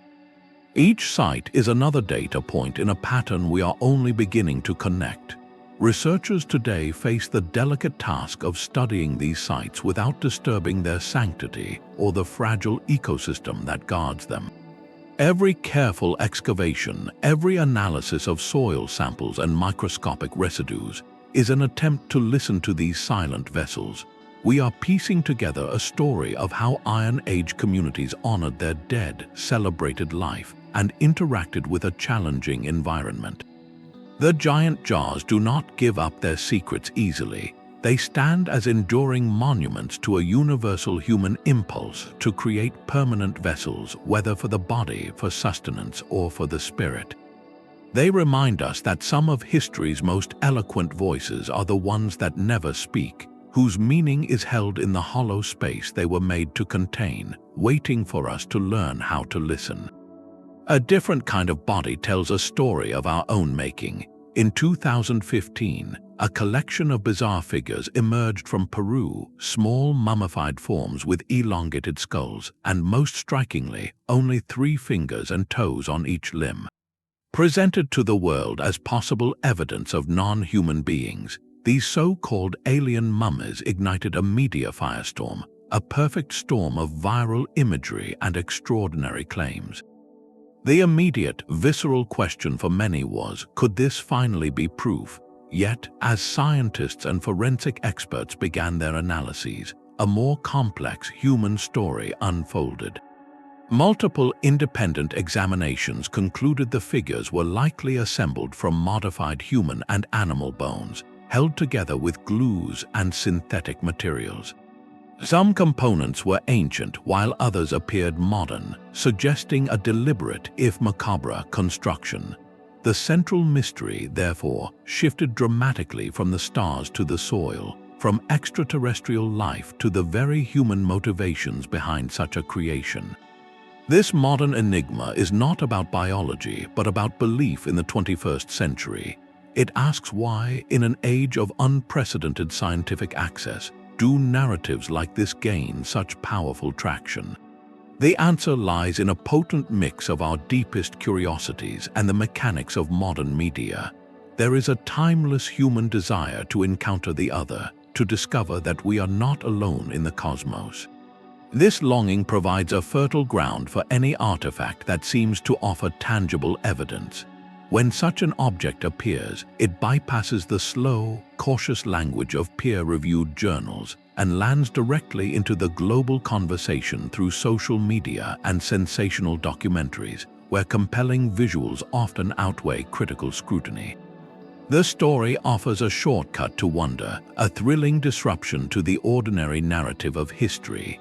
The phenomenon also highlights the crucial, and often difficult, dialogue between open-minded curiosity and rigorous skepticism. For those who championed the mummies, the scientific dismissal felt like the closing of a door by an arrogant establishment. For scientists, the evidence pointed clearly to a fabrication that wasted resources and muddied serious research. This tension is a recurring theme whenever extraordinary claims arise. It underscores a vital principle that extraordinary evidence demands extraordinary verification, a process that must be transparent, repeatable, and open to challenge from all corners. The real investigation became not of the mummies themselves, but of the ecosystem that allowed them to flourish as a global mystery. Ultimately, these figures from Peru serve as a cultural mirror. They reflect our enduring appetite for mystery in a world that feels increasingly mapped and explained. They show how ancient human practices, like the modification of remains for spiritual or ritual purposes, can be misinterpreted through a modern lens obsessed with aliens and ancient astronauts. And they remind us that the most profound puzzles are sometimes not about what we find, but why we so desperately want to believe in what we have found. The mummies challenge us to temper our awe with analysis, to cherish genuine mystery while recognizing that the truth, even when mundane, is often strange and human enough.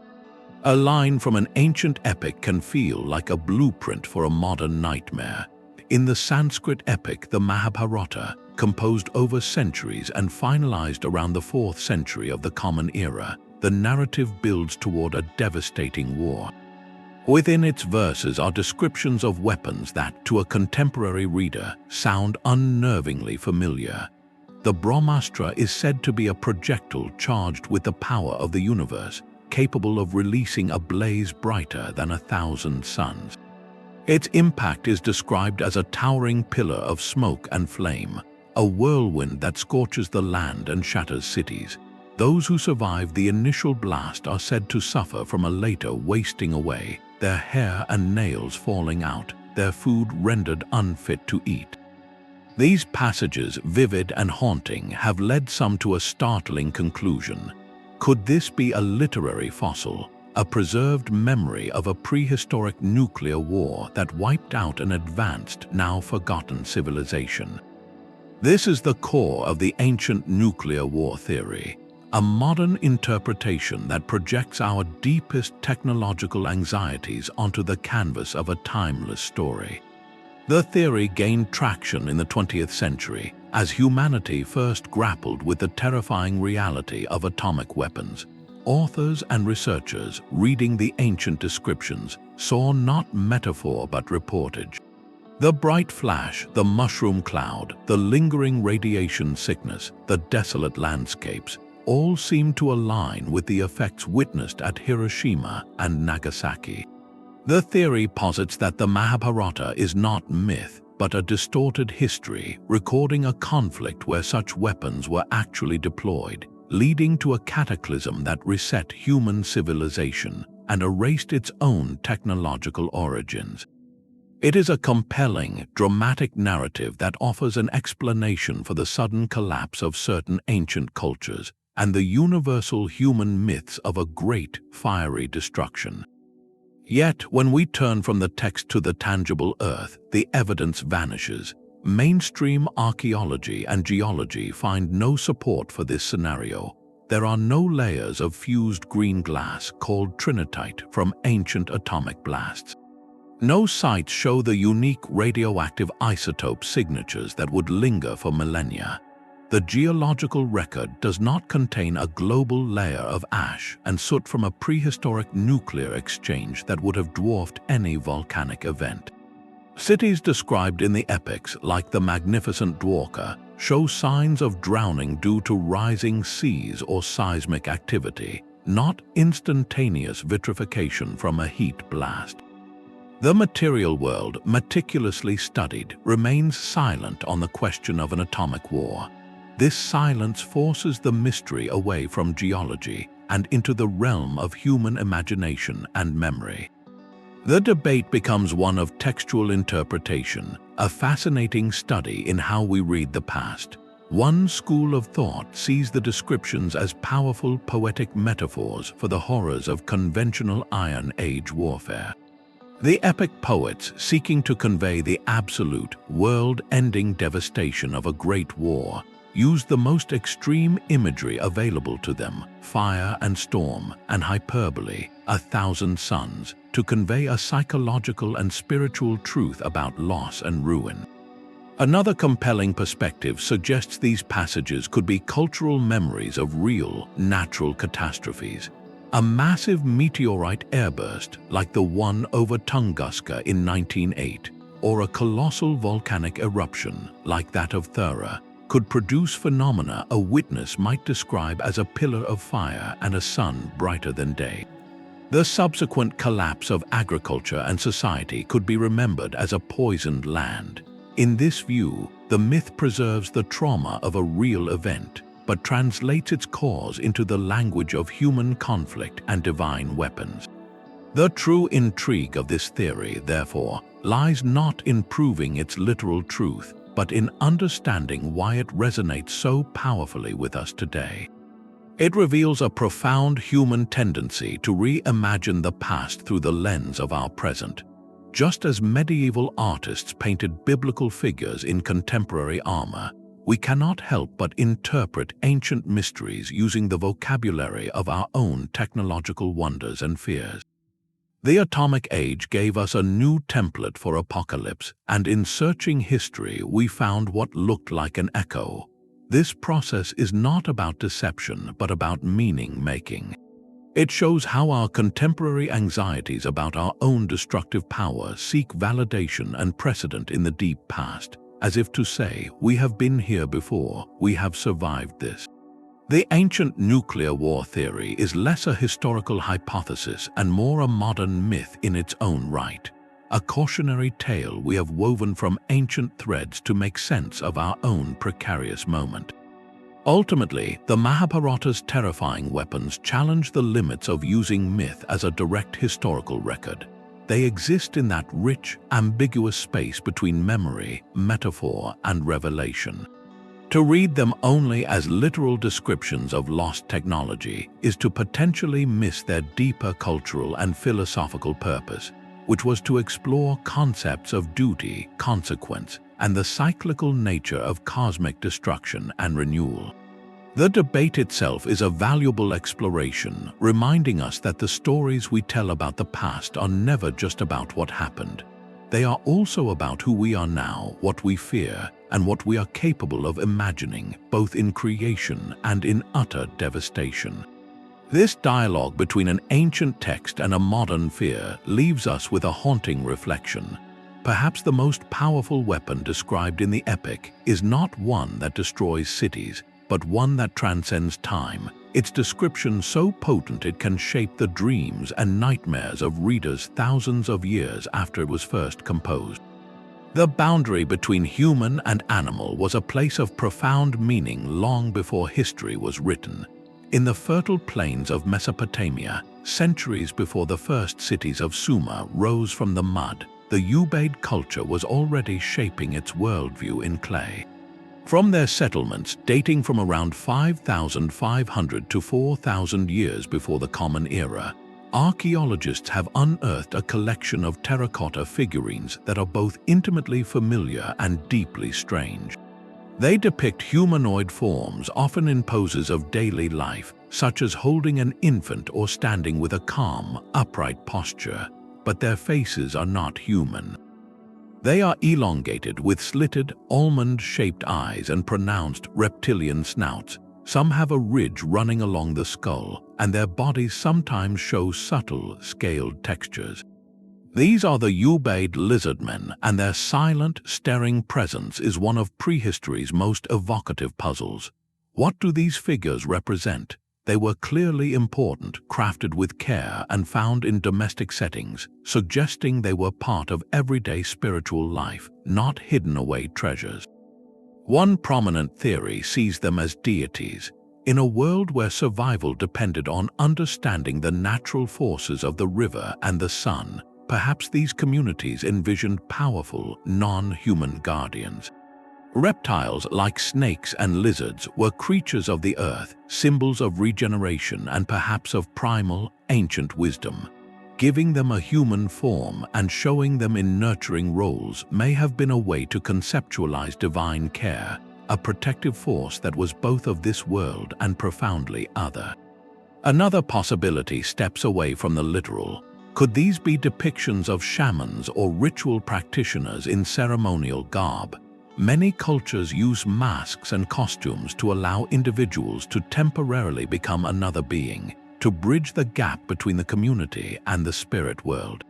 A figurine showing a figure with a lizard-like head might not be a portrait of a god, but a representation of a human mediator wearing the visage of a powerful animal spirit during a rite. This interpretation frames them not as images of aliens or monsters, but as testaments to a sophisticated ritual practice where transformation was a sacred act. We must also consider the simpler yet still profound explanation of artistic stylization. Every culture develops its own visual shorthand.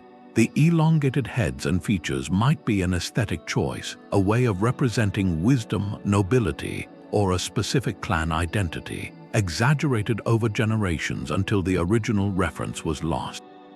Perhaps to the Ubaid people, these were simply how important figures were meant to look, their otherness denoting status rather than a different species. This view asks us to set aside our own definitions of realistic portrayal and accept that their artistic language operated by different rules.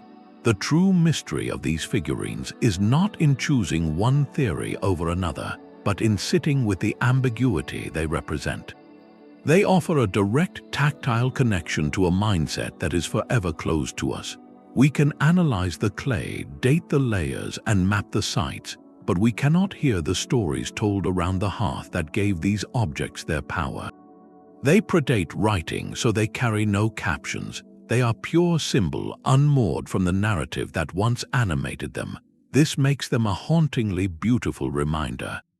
They show us that the human imagination has always been a place of hybrid creatures and blurred boundaries. Long before the griffins of Persia or the sphinxes of Egypt, people in Mesopotamia were crafting figures that merged the human form with the essence of another creature, exploring ideas of identity, power, and the sacred through the malleable medium of clay.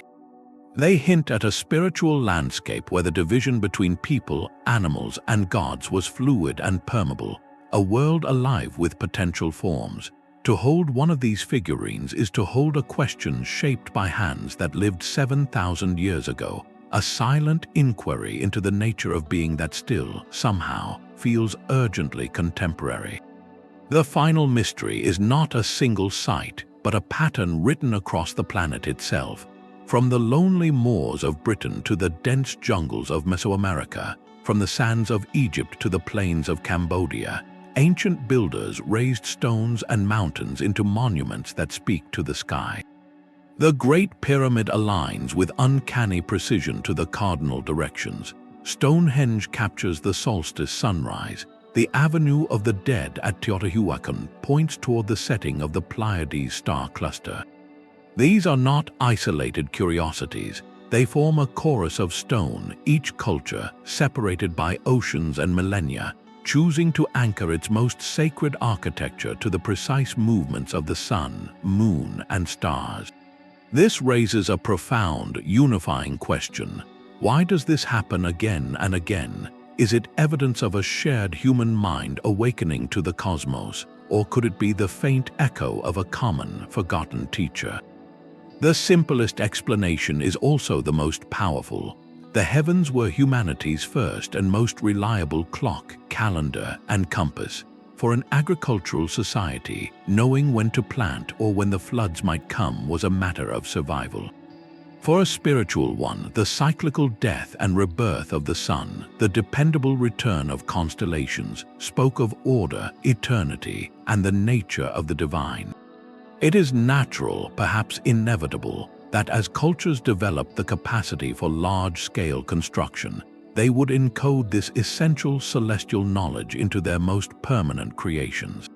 The alignment was both practical and profound. It tethered human community to cosmic order, declaring that their laws, their rituals, and their very existence were part of a larger celestial harmony. This cognitive response to the sky is a compelling argument for independent invention, a beautiful example of different minds arriving at similar solutions when confronted with the same magnificent puzzle of the night sky. Yet the patterns sometimes whisper of something more complex. Certain numerical relationships and angular measurements appear in monuments worlds apart. The base perimeter of the Great Pyramid divided by twice its height gives a close approximation of pi. Similar mathematical concepts appear in the proportions of Stonehenge and other sites. Some researchers looking at maps propose that significant ancient sites fall along specific great circle lines or geometric grids spanning the globe, suggesting a lost system of geodetic knowledge, an ancient understanding of the Earth's shape and dimensions. These claims of a coordinated global network are the most speculative layer of the mystery, often stretching the evidence beyond what mainstream archaeology accepts. The distances are vast, the timelines are long, and the margin for coincidence is significant.